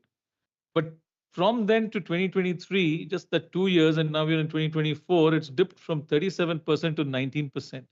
And I was surprised to read an article yesterday in the paper which says it's actually going up. But honestly, it's actually coming down. People are a lot more scared to discuss their mental well-being challenges because of the fear that they have of what people will think, the stigma that is associated with it, and so on. Those are some of the challenges we've tried to address in this forum. And we have come away from there. But what does this number tell you? Does this also echo what you see at your... Payment का देख कैसे करना है? Yeah. Account में करना है तो Ravi Just Pratap, a- your speaker is on. Could you turn your speaker off, please, Ravi? Yeah, let's go ahead. Right. Karish. So I guess, yes, a lot of education is required. Managers are unaware of the way they need to deal with situations themselves. So a lot of, awareness needs to be created at a manager level in the way he needs to conduct himself with his teams. And especially today, we have a lot of young managers, people who are just hitting about 28 and 29 and are expected to, start managing teams of 10 or 12 people. And then you have people who are managers who are at 35 also managing teams. So the diversity mix or the age bracket of a manager has come down, and hence he needs to be, a lot of awareness needs to be created in the way a manager conducts himself is the first thing that I have to say. The second thing is the manager needs to role model what he wants his people to be doing or the way he needs to conduct. So, for example, if, while Mr. Sudhir was speaking, and there were a lot of thoughts that he shared, which I wanted to bring up. So, some things that I've written, which I want to talk about is, prioritization versus procrastination. Sometimes we swing between the two. And we think that that's let me do it tomorrow, but have I given my best today? And then only I have the right to do it tomorrow is the thought that has come, which means that if I prioritize, I will never procrastinate. And if I'm keeping things for something to do for tomorrow, means I have given my best for it today. And that's the mindset that we need to work with. Second is, setting boundaries versus having a discipline. So I read somewhere, and I think I really truly believe in it, is that the greater the sense of, the tighter our routine is during a day, the more freedom we will experience at the end of the day of having done much more than what we would have done. Because otherwise It's like, I'm busy, but I don't know what I'm doing. Here I'm busy and I know exactly what I'm doing. And that gives in a lot of mental freedom. And also it is, there is a lot of physical work that you would be doing when you're actually busy. Because you will know exactly how to spend the 12 hours that you are awake. And you due diligence to work as well as home front. And one thing is, learning to say a no versus always saying a yes is the third thing that is very, very important, and seeking clarity. So seeking clarity, not to say that I don't know how to do, but seeking clarity is very different when you want to do. And learning to say a no is, when you should know when to call it a day. So these are some things, and I think it gives us a lot of relief, physical and mental. Just one more thought, Sandesh, though I'm digressing from what was the question put up to me. And I think that, all work and no play makes Jack a dull boy. And this holds true for our entire spectrum of life that we have. And, we need to ensure that whether we are an individual contributor or a team manager, how can I actually do something which ensures that my team is moving around, so walk, being a walking manager, when your team is sitting next to you, don't send a Teams meeting, don't send a Teams message to convey a message, go walk up, take a longer route to reach to your team, because while you're walking, you are actually making eye contact with so many people and you build friends. And when you make friends in office, we don't know, it's about setting boundaries, but we are happy connecting with them beyond office hours.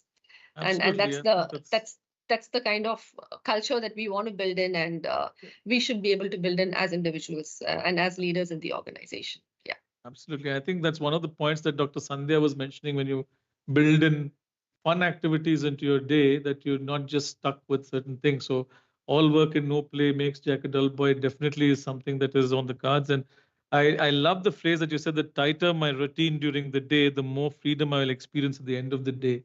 I think that really gives, it's a very impactful statement, and thank you very much for that. So Vikram, before we go to you, Mr. Sudhir has got his hand up. He'll just comment on something and then we come to you, Vikram, and I promise we come to you. Yeah, thanks, Sandesh. So this is regarding the Harvard survey, which we have shown. There is a decrease in the number of employees seeking the help in case of their mental issues or the problems. So here my take is that the leaders have to earn the trust from the employee first before the employees, and show the authenticity and genuineness that they are there for them. And that is when the employee starts opening up. And it's a long process, because to talk about something which is considered as a stigma, it takes a lot from the employee's point of view to express that openly to their managers. So that's it. Fantastic. Vikram, all yours.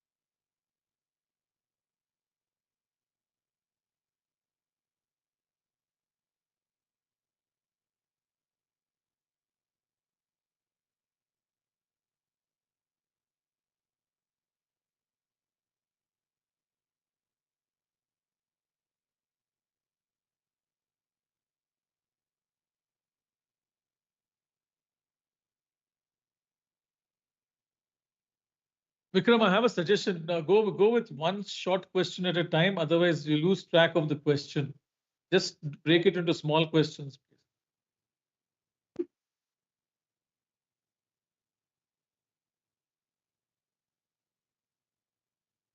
Who is it addressed to?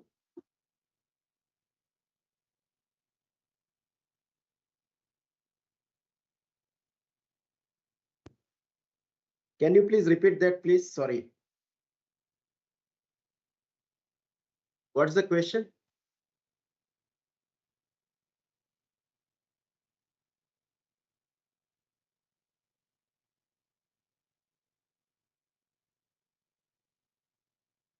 Yes, company conduct the surveys. See, regard the if you say why the certification like Great Place to Work is considered to be most attracting factor for the employees, because they know that these organizations, the employees are most engaged. So the organization do the feedback survey from their employees about their mental health being, and take the suggestions, and that is what any progressive organization does.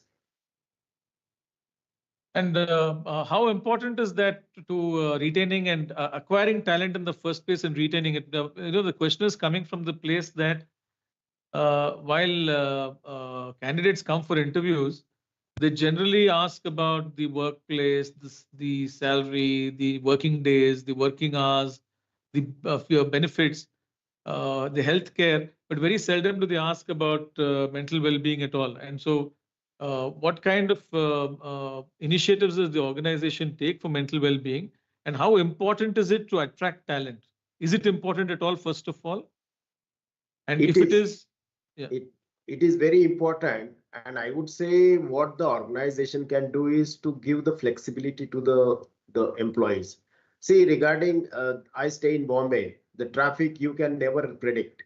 So if you give the flexi timings to the employees, it helps them better, and that doesn't add stress while they are commuting.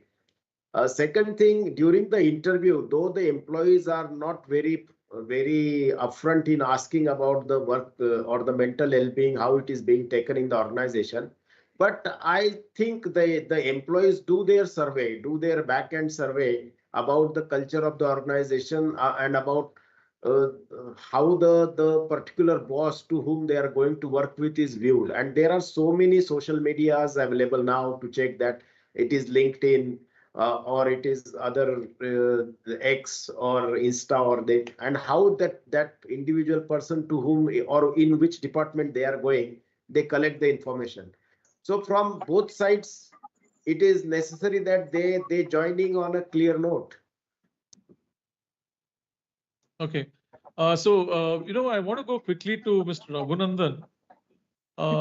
We see he's also has his hand raised, but I'll also ask him a question. I didn't notice that the hand was up, but yeah, I just did. But I have a question for you, and there are a lot of signs that emerge when people are struggling to maintain personal and professional boundaries. And these manifest themselves in different ways in the organization. It could manifest themselves in anger. It could manifest themselves in depression. It could manifest itself in various ways. What are the simple signs that you normally see that employees are struggling to maintain personal and professional boundaries? And how do you think you should, address these challenges? Right. Dr. Sandhya, I'm just coming to you after this question. Yeah. Sure. So I think, you showed one of the slides earlier that many of the, 41% of the employees are struggling to focus on the job. That is one clear sign there itself. And of course, one of the things when you do not have the mind space, when you are stressed about something else, then you're not present at the moment, and that impacts on the focus and on the job itself. So clearly that shows that there is this issue of separating these two boundaries. And we are of course, we are all humans, and it's very difficult. We can set boundaries in terms of time. We can set boundaries in terms of how we react to different people in different situations externally, but internally we are one, right? So that is where there will be stress. Let me just give you one example of in the context of what I do. That's caregiving, right? At least 4 out of 10 employees in the US, it's probably a lot more. In the Indian context, at least 4 out of 10 are in some ways or the other caregivers, right? And increasingly with the longevity, with elders living much longer, and you have nuclear families, so you have single child families now, right? They need to now support those elders, and many of them may not be staying with them. Even when a single child moves to a different town or a city in search of employment, the parents have a choice either to move with the child or stay by themselves. Either way, there is a problem. And so when such things happen, there is this issue that is plaguing, that's kind of occupying their mind, and that affects the work. And there are any number of surveys that has been done elsewhere in the world. It's not so much prevalent now in India, but clearly caregiving responsibilities, start to affect absenteeism, the productivity. They even, step back from career. One example, I think Dr. Sandhya was talking about women empowerment, and our women participation in labor is only 30%, whereas it's 70-75%. So one of the reasons is by default, we kind of assume that it is women's role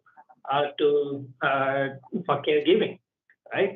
So to the question that Vikram asked, this also becomes relevant. If you have that recognition that there are caregivers and there are programs that and support that you can give for them, you will be able to attract more and more women as well, and also get more presence of mind from the employees. So let's talk about what should the employees do, and then what organizations can do. Whenever in general what is likely to come and you are prepared, you are less stressed and there is more mind space. So when you know what to do, it becomes that much easier, right? So when it comes to caregiving, very often we are not prepared for the time when we switch from being people who take care to giving care, and that happens almost at an instant, and we are not prepared for it. And organizations have a role to enable and prepare to the employees for doing that. So I think when employees are prepared and when organizations are enabling employees to be in a better place to have these caregiving responsibilities and have some programs in place, we can talk about it, then it's a lot better, both from productivity standpoint and a better well-being standpoint. Super. I think that was great. And Dr. Sandhya, you had something to add. You had your hand up. Yeah, actually, I just wanted to answer Vikram's first question in a lighter manner. Yeah. He was asking, is there any procedure where you test the mental well-being of your employees before recruiting them and all? So in usually academic sector or the education system, what happens? We definitely have interviews where probably the domain knowledge and their confidence and their qualifications are tested. But the real test happens when we literally let them go in a classroom for a demo class. So you can see there the stakeholders who is very unpredictable, unruly mob, and then you have your peer group also, they're sitting there and assessing. So there the real mental well-being of the prospective, potential employee will be coming to know and assessing. So how do they answer? Do they have the patience in understanding the crowd there? What is how best delivery they can do, and are they able to answer the questions which are sometimes out of syllabus, out of context, out of place? So that is what is the real test. That's what I feel. Just wanted to Very add true. Very true. Sriram and Kumar, these are going to come to you one after the other. And then I want to go to Sara to close for the day. But first for you, Sriram, when we look at the organization, how important, and yesterday you brought up this point and you brought it up very well, and you took it head on. But how important is it to manage the employer professional equation, and what kind of implications do mismanagement of the same result in? What do you see that it results in? Yeah, I guess I'm glad you remember my comments yesterday. Notwithstanding everything I said I said yesterday, I should say that it's important for an employer. I should go as far as saying it's mandatory for an employer to make sure that he's providing a comfortable place to work. Right? I think it's not the employer's job to be the parent or even a friend.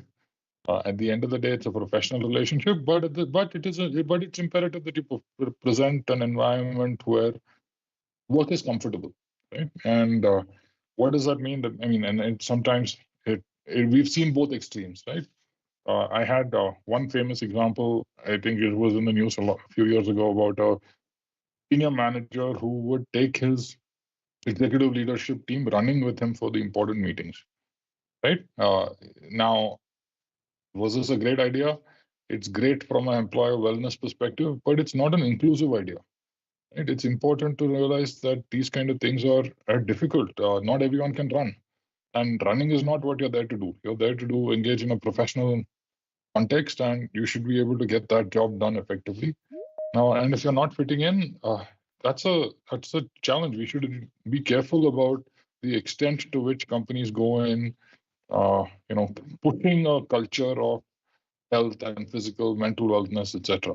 I think it's important to create workspaces and leave people be to choose for themselves based on their life stage, based on their specific needs, their work environment, their home environment, their personal health, all of these, what they want to do and how they want to be a part of this. I think there are 3-4 things. I think your earlier question, I had some notes and I noticed that most people had covered many of these things. But I want to say, if I'm a company today designing a mental health or wellness program, there are a handful of things that is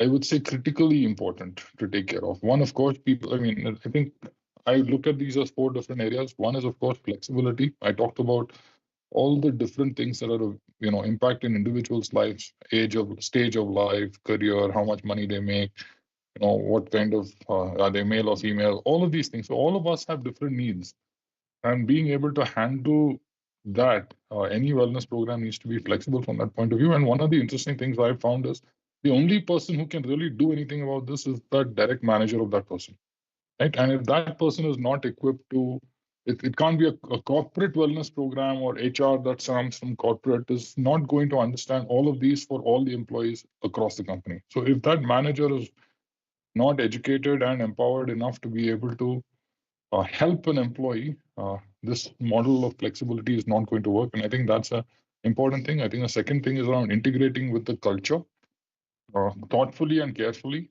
like the example I shared, but there are also other examples of wellness programs that stand alone on their own, but they don't actually become a part of everyday behavior of the company. We tried one simple thing. In our company, we created a Teams channel. Everyone could opt in, and there's a little tool that allows you to link your Fitbit or Apple Watch or whatever to your Teams channel. So we created a health wellness Teams channel, and soon we found that people were uploading their Fitbit data and starting to compete with each other in a positive way. These kind of things can work if it fits right into the culture and doesn't add a lot of overhead, and everyone starts to. The same people you're doing sprint meetings with are also the same people you're doing sprint meetings with, right? And I think that like that. that would be a fun way to do this. I think the last point was around incentives without pressure. I think that's the other thing which I already made before. Right. Yeah. So Super. that. Yeah. Even in our police department also, even though physical fitness has been made as the first and foremost importance, they will not maintain it once if they come into the department. They will be lagging in other things, and they will not be in a position to meet the challenges of the society. That is why the regular parades and the regular these things and the yoga, and even we have employed nearly about 80 well-being officers who will be looking into the mental stress and strain, because a lot of suicidal attempts and a lot of self-suicidal attempts have been made, and many of them have died.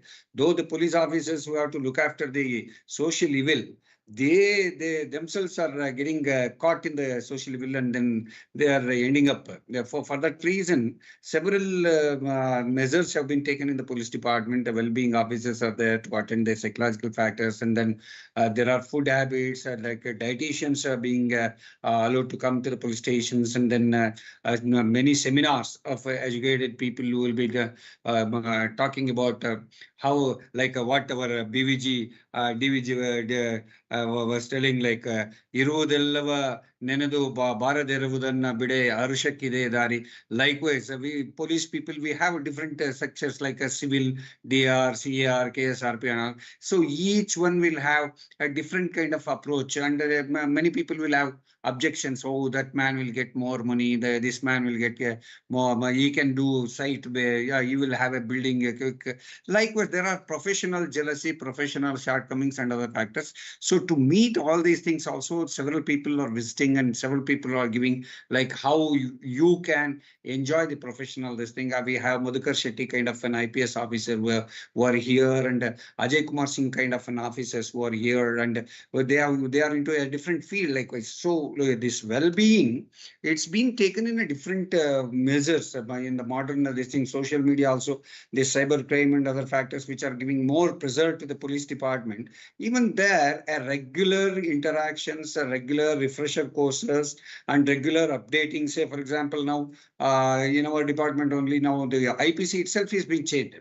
So Bharatiya, this thing. So we'll have to update like that. So this well-being aspects and the psychological aspects, their well-being, and also the balancing the family and also the profession. These are all the factors we are continuously allowing the professionals in the various fields to come in and then chip in their knowledge, and then these people are also allowed to do some like the games. There are even cricket matches, tennis ball cricket matches, and tennis matches, and regular annual sports meets. So these kinds of things are also being done, and some artistic, like singing the song and revolver shooting, pistol shooting, likewise. So they are trying to meet the game also is being there. Though police department has got very less field, particularly a field where assigned for duty and other. Only parade ground we are going to be using it for the games and other things. And we are trying to bring down their stress and strain, but it is not possible at present. The way the the quantity, the quality, we cannot give it because the quantity is less. Because 7 crore people have to be looked after by 125,000 policemen. Only 1.3 lakh police officers of various rank are there to look after the 32 districts and 4 commission rates of 7 crore people of the state. So that's also the shortcoming. So one guy is doing a lot of other works, and here where they are doing a human service, but they are failing. And most of the times to provide health, most of them, they died because of BP and diabetes and other things like. But recently, as our sir was telling, our living age has gone up. So for the last decades, if I can compare, 30 years back, police officers who had a big circle, after getting a promotion as a circle inspector, he was also having a big circle on the waist. 30 waist would have become a 40 waist. But now they're all they are health conscious, and they are running, they are participating in various sports activities, and also even in the family, they are diet consciousness, because they will be eating in a time is not fixed exactly, like, oh, this is the dinner time, lunch time, tiffin time. The police officers, unfortunately, they cannot stick on to the timely food. So now they are avoiding the junk food and other things. So these things are being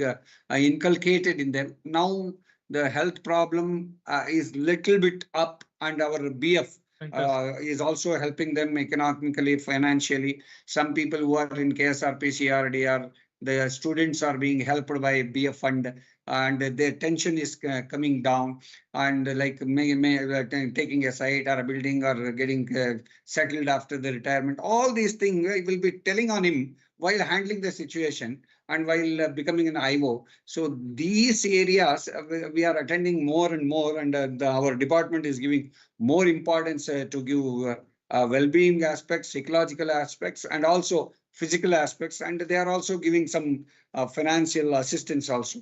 All-round approach is being done, so a little bit growth is also there. Very good. Thank you very much. And Vikram, I think you have your hand raised again, so you can.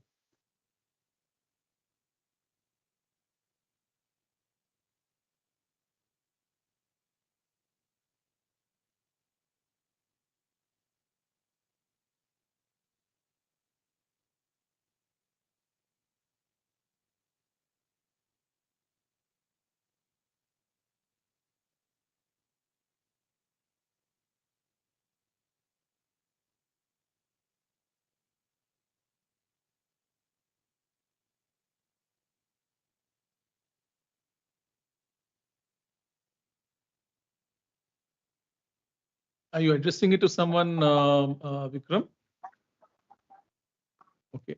Yeah, Vikram, actually, when I see in my sector, certain situations arise with the women employees. Usually when they have their normal, kind of physiological things happening. So we find that it really affects their mental health as well as the physical health.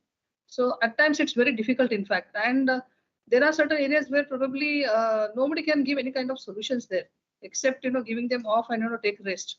But I think that also can be possible in the education sector, probably.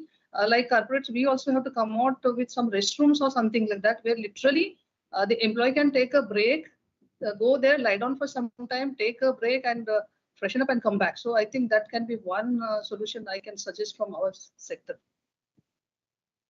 Very good.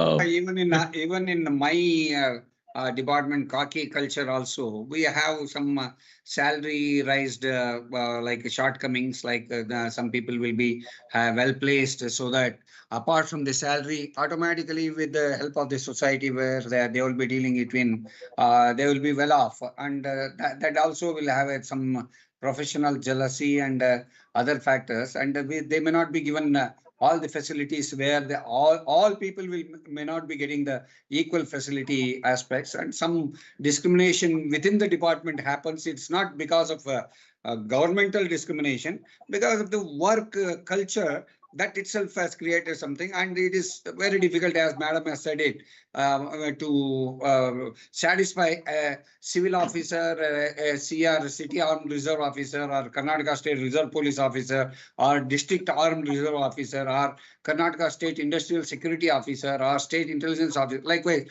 all are in a different window system. They enter the Khaki clan, but working here, because of the different culture kind, maybe there are some certain shortcomings which we may not be giving justice to that. But all said and done, everybody are being looked at in a equal terms. That is where also some lacunas are coming, but the puncture, the softening and matching, it is going on.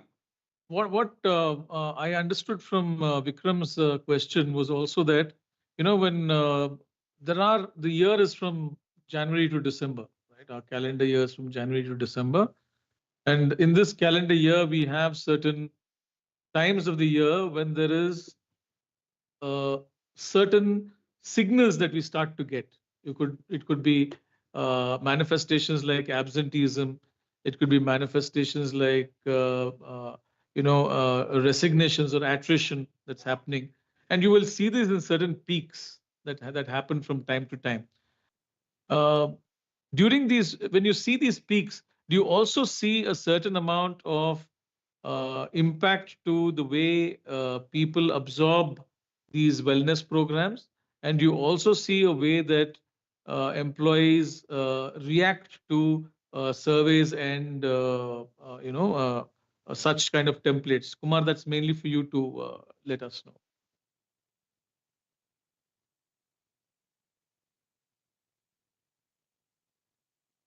Yeah, in my department, just quickly in. So one second, we'll go to Kumar and we'll come back. Yeah.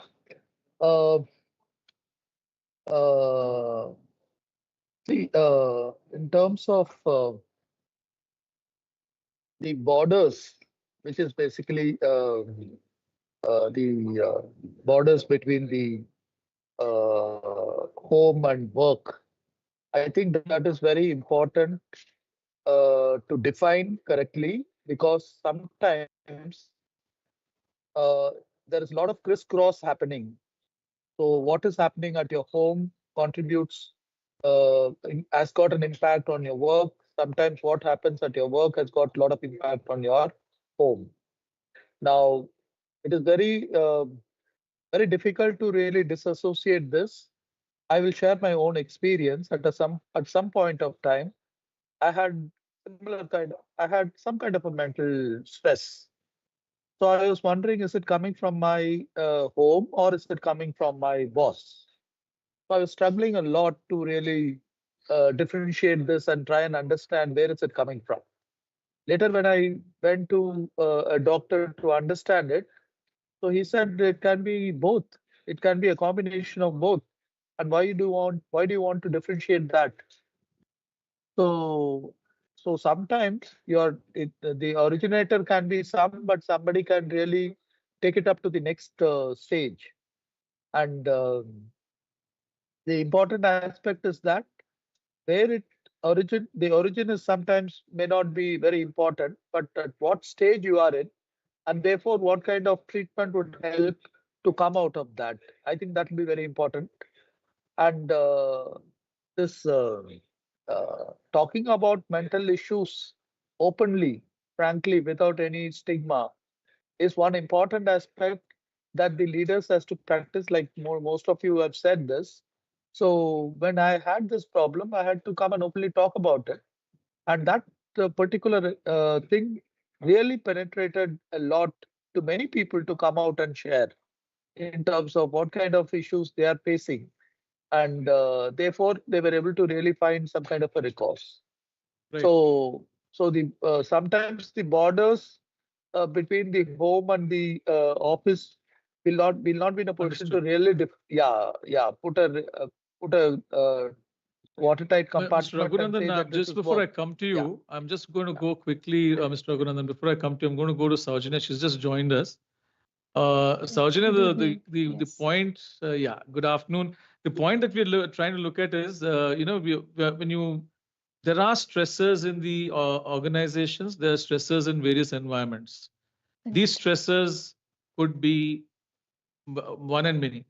Now, when these stresses result in certain manifestations in individuals and in the workplace. It could be absenteeism, it could be presenteeism, it could be stress, it could be anxiety, depression, all these kinds of manifestations that you see across people. Correct. Do you see them coming in certain flows or certain cycles? Spots. And yeah, do you have those? Do you have something that tells you that it happens most of the time, that I see this in certain times of the year? And if it is, when do you actually see these kind of spurts? Yeah. I mean, from the HR perspective, I think performance appraisal time is, one time of the year where employees go through a lot of stress. Yeah. So that's towards the Q4, towards the financial year ending. That's when they have a lot of pressure, accumulated from the business perspective. So they go through a lot of stress and anxiety related to the performance. So that's one season where we have a lot of issues dealing with respect to absenteeism, low morale, confidence level, going low and stuff like that. So that's when we deal with a lot of these employee issues, where we require a lot of counseling, guidance, and and adequate care that needs to be catered to, given to the employees. So that's I'm going to ask you a very season tricky of the question year. at this stage, right? I'm going to ask a very tricky question, and the answer to it may not be as simple as it might appear.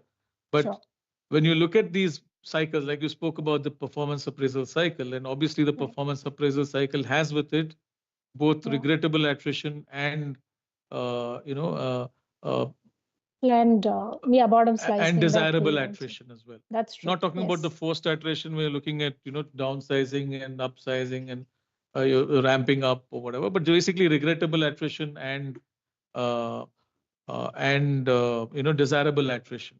Correct. The regrettable attrition, I'm sure all organizations invest a lot of time, effort, money to give the counseling services, make sure that they're back there with them. But for the desirable attrition, would the organization still go through that effort? See, whether it is desirable attrition or whether it is regrettable, employees are employees, and for human resources per se, it's any other Homo sapien human being who is going through that anxiety. So when it comes to catering to the employees, I don't think there is any differentiation that is shown. If somebody reaches out to the human resources saying that I'm going through XYZ issue, and if he or she is seeking out employee assistance program, we don't go through the ratings and see whether he's a planned separation case or whether he's a high performer. Irrespective of where he belongs in the category. Right. You actually hit the nail on the head, because the question I was following it up with is, you just mentioned that they've chosen a particular intervention, or they've chosen a particular support system that your organization can look at, and you're not going to go back to look at the the rating system to say where they are. Now, do you find a trend of people who would cite mental well-being as a condition in these particular cycles, and is there a pattern between their sorry, I lost you at the pattern. The kind of help they're seeking. Is there a pattern in what? Do you see a pattern emerging between the nature of support taken by employees and and their current rating mechanisms within the organization? Because that's one of the stresses The point where I'm coming to is, are certain people, do you find patterns in making excuses or in making conditions to support their particular individual interest? No, I don't see pattern on that front, but we see patterns based on the diversity and the demographics of the workforce. See, basically, these come from either they're because of the multi-generational workforce that we have, or it could be due to the cultural and linguistic considerations because they are from different cultural diversity within the workforce. Whether they are from varied lifestyles and abilities that they come from. So the patterns could be evolved based on these reasons, not based on the performance and so on and so forth. Yeah. Mr. Raghunandan, you had something to add to the conversation. Yeah, to your question and what was just mentioned around, you're asking, is there a specific time of the year and when we notice this absenteeism and so on and so forth. And there was this point made around the performance appraisal as well.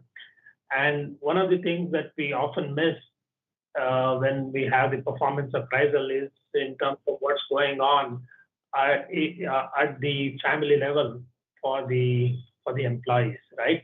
You did show the statistics about only 19% of them being comfortable about talking about the mental stress.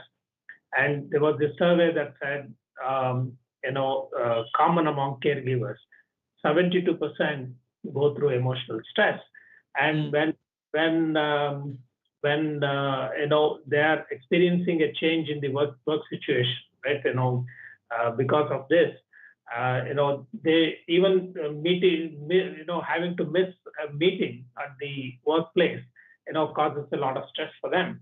So it's important that the entire sensitization should happen across the management chain in terms of some of these stress that the caregivers go through, for example, and have some enablement and awareness sessions to engage with employees and the managers around this, which could potentially result in absenteeism or the performance drop. And it's not the potential of the employee alone, it's the kind of support that one needs to give. And that's why it's very important to nudge the employees because they're not prepared for it. And sometimes even the employees would also have to nudge the organizations that such programs or such support systems would be necessary from them.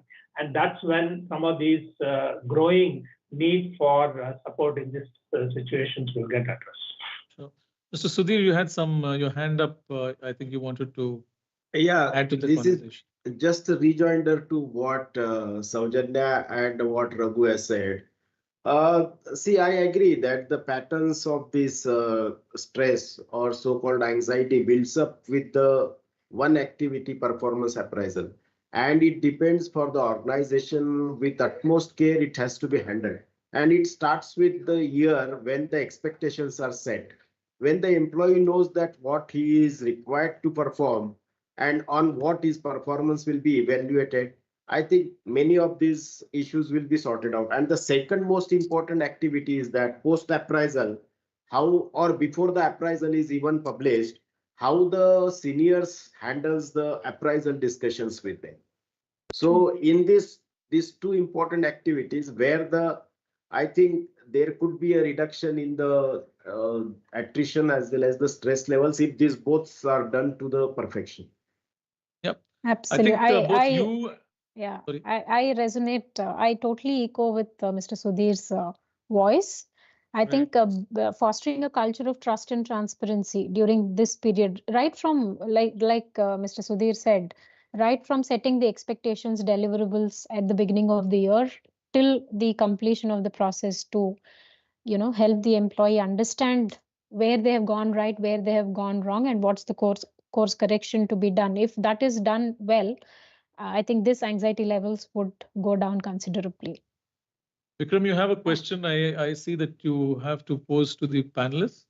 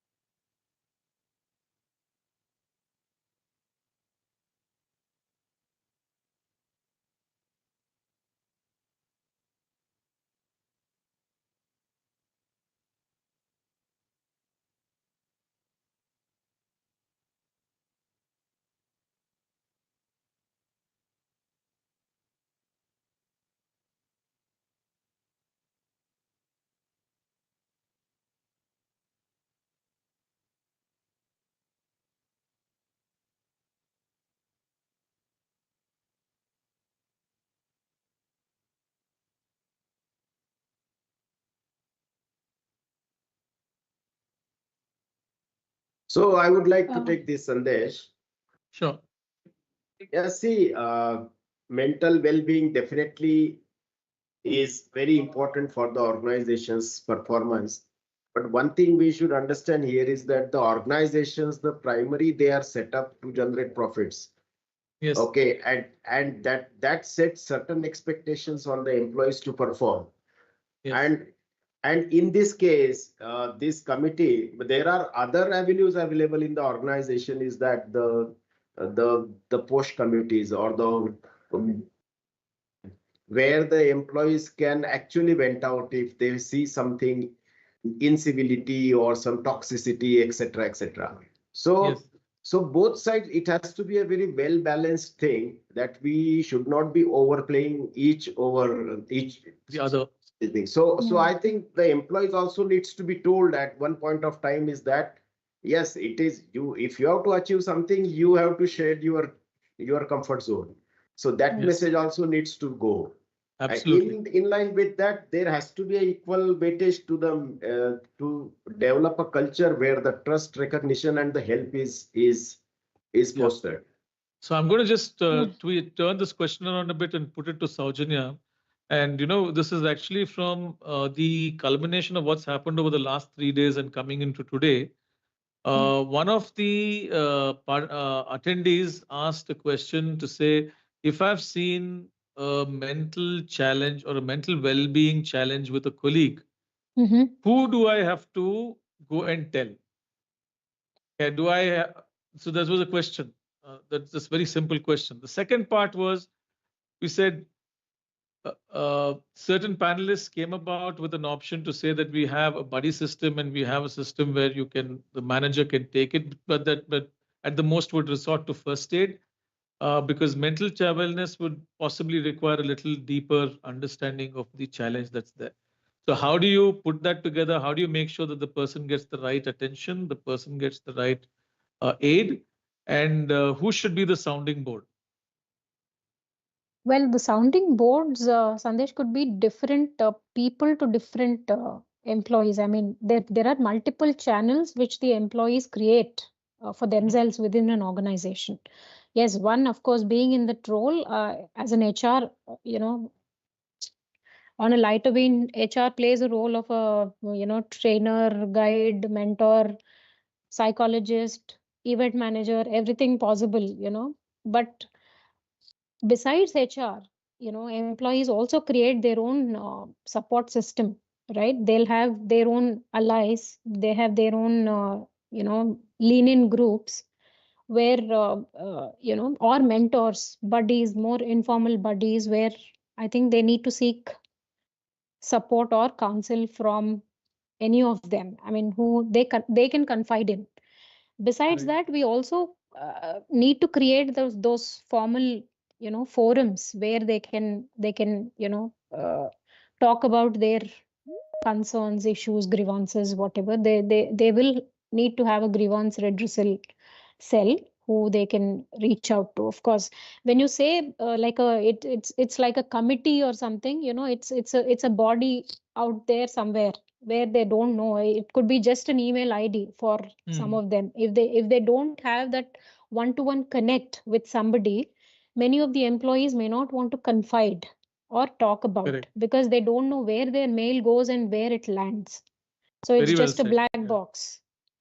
So Very well said. if they have a one-on-one connect, sitting across the table and talk about their grievance, I think that would be the best possible way, where somebody can voice out their concern.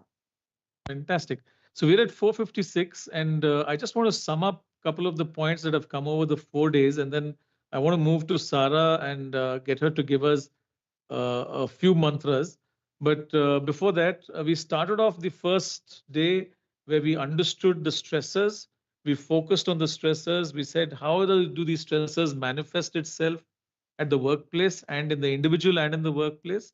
And when they manifest itself, what is the impact on an organization in terms of productivity, in terms of repetition, in terms of what happens at the marketplace? So you've got you've got a stressor that's causing depression or an anger syndrome, and that anger syndrome is now in the hands of a customer relationship officer, that would have various repercussions of its own. So each of them have different costs of repercussions. And the kind of money that we're looking at that is going out in terms of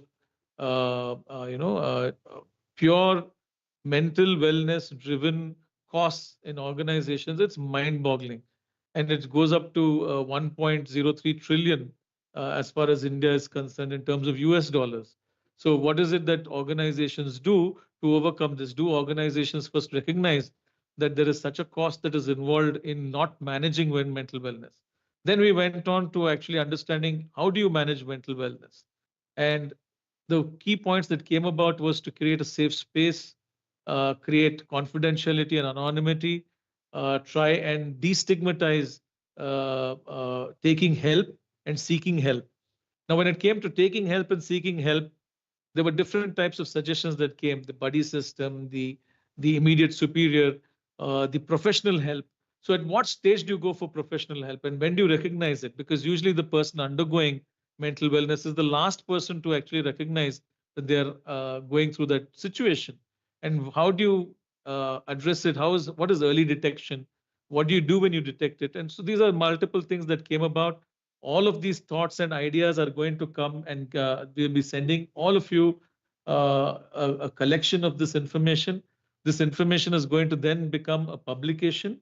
And when it does get published, you're all going to be co-creators of this particular publication with your thoughts. And before it goes into publication, it's going to be shared with each one of you for a peer review to see what statements are coming out and how they are being absorbed within that document and how they are being represented in that document. And this document could also, because some of the suggestions that came was, one of our panelists said, mental health is a illness. It is a medical condition, and because it is an illness of different degrees, right? It's a medical condition that needs attention, and if it needs attention, it needs a therapist. If it needs therapist, it needs a cost that is associated with it. But can everybody afford that cost? And so why cannot mental wellness be part of a health insurance plan? And these are a couple of recommendations as well that this forum and this panel is going to put forward to various bodies, in this case, the IRDA, to say, why don't you now look at mental wellness? And this kind of activism is what actually led to senior citizens getting their right in medical insurance policies. Up to very recently, they couldn't enter a medical insurance policy if they had crossed the age of 60, and they had to come in before that age. And now, after a lot of such activities went about, the medical insurance landscape has changed. So we'll try and change part of these landscapes, is what we are doing as individuals and as a group collectively together.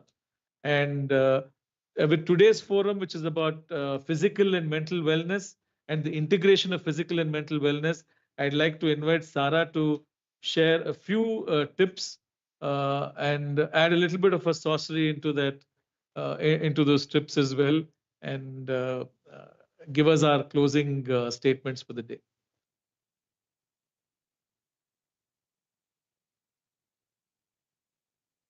Sarah, if you're speaking, the mic is on mute.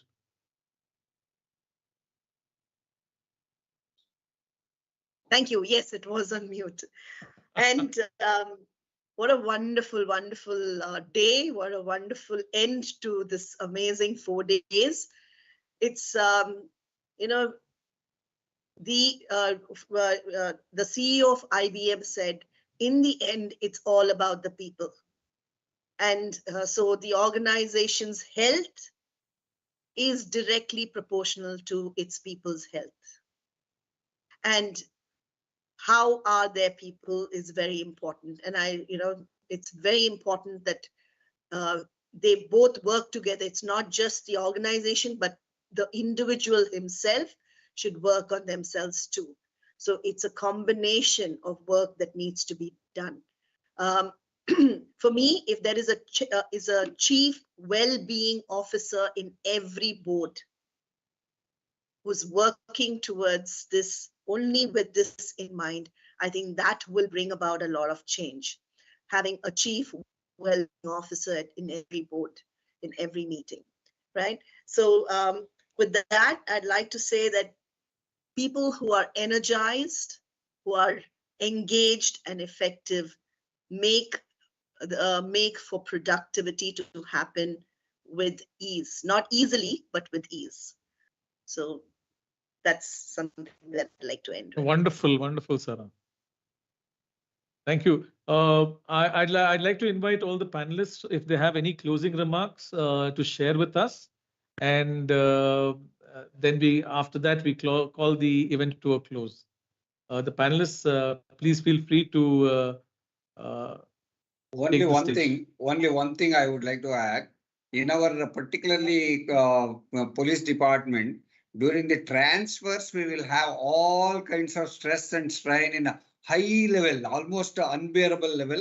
And most of the problems arise because of the transfers only. And most of them, they get selected and from the northernmost, like Kalburgi, Raichur, Bijapur and all that, they will end up in Bangalore. But they cannot get transferred there. And here there will be lacuna. There, the transfer itself will create more problematic stress and strain aspects in our department. And we are working on that, how a formula has to be created so that the department also shouldn't suffer, and even the employees also should not suffer. This is one point just I wanted to quip in. Thank you.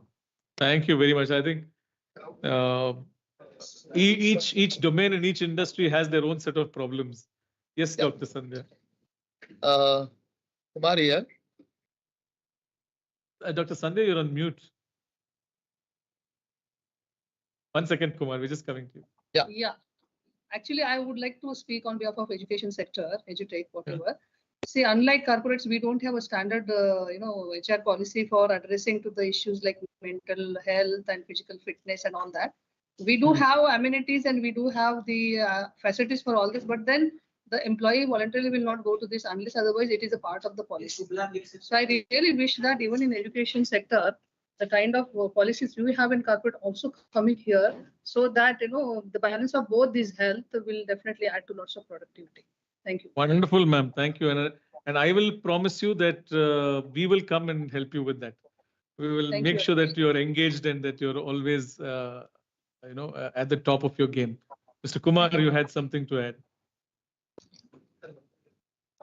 So I think this mental health issues were there in the ancient world as well, but the complexity associated with this has gone up, and therefore we need to recognize this as a problem, is the need of the hour.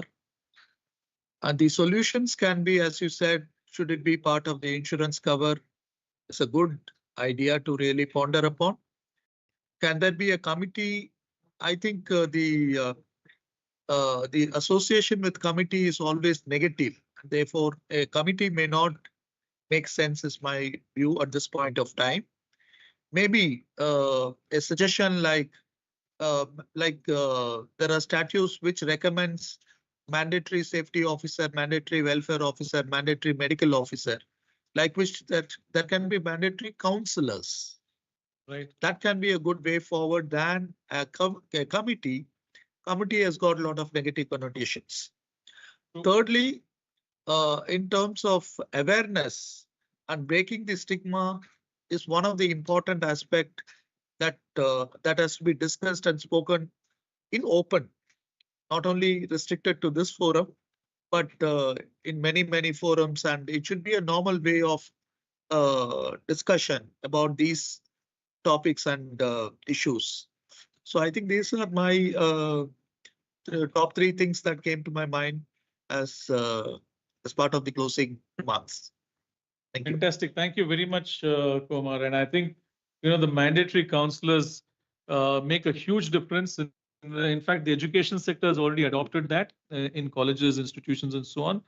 But sometimes we try to have an alternate in the enterprise space, which might do more harm than good.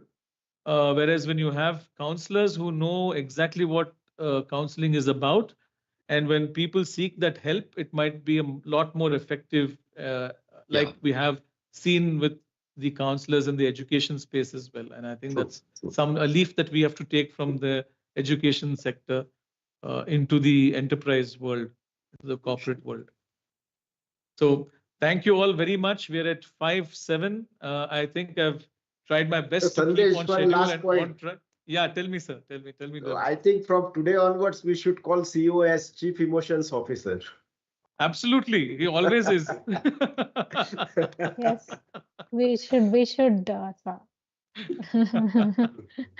Fantastic. So that's going to be one of the titles. Then Vikram, please make note of that. We keep that as one of the titles of what we have in the publication that we do. So Vikram, I promise you that the next 2 weeks are going to be the toughest weeks of your life. So not that the previous weeks were not. And a lot of stress on him now. Yeah. Yes. Now we need to get the data going, and we need to circulate it to all of you. It needs to come in for peer review, and all your contributions have been extremely valuable. Thank you very much. And at the close of this event, again, I need to make a very public statement. On day 2 of our event, I was unable to engage with one of the participants, one of the panelists, and it was a clear lacuna from my end. And I am fairly certain that that would have also caused a lot of mental agony and trauma when a panelist is here waiting to be spoken to and hasn't been spoken with. Also creates a lot of anxiety and stress and discomfort. And while I'm not going to name any individual, but I'm truly sorry for that experience. Was definitely not the intention, and I have learned and progressed from there on. And we will also have to look at all these kind of stressors. Very often we do not realize in passing what stresses stresses that we inflict on other individuals with our actions and our words.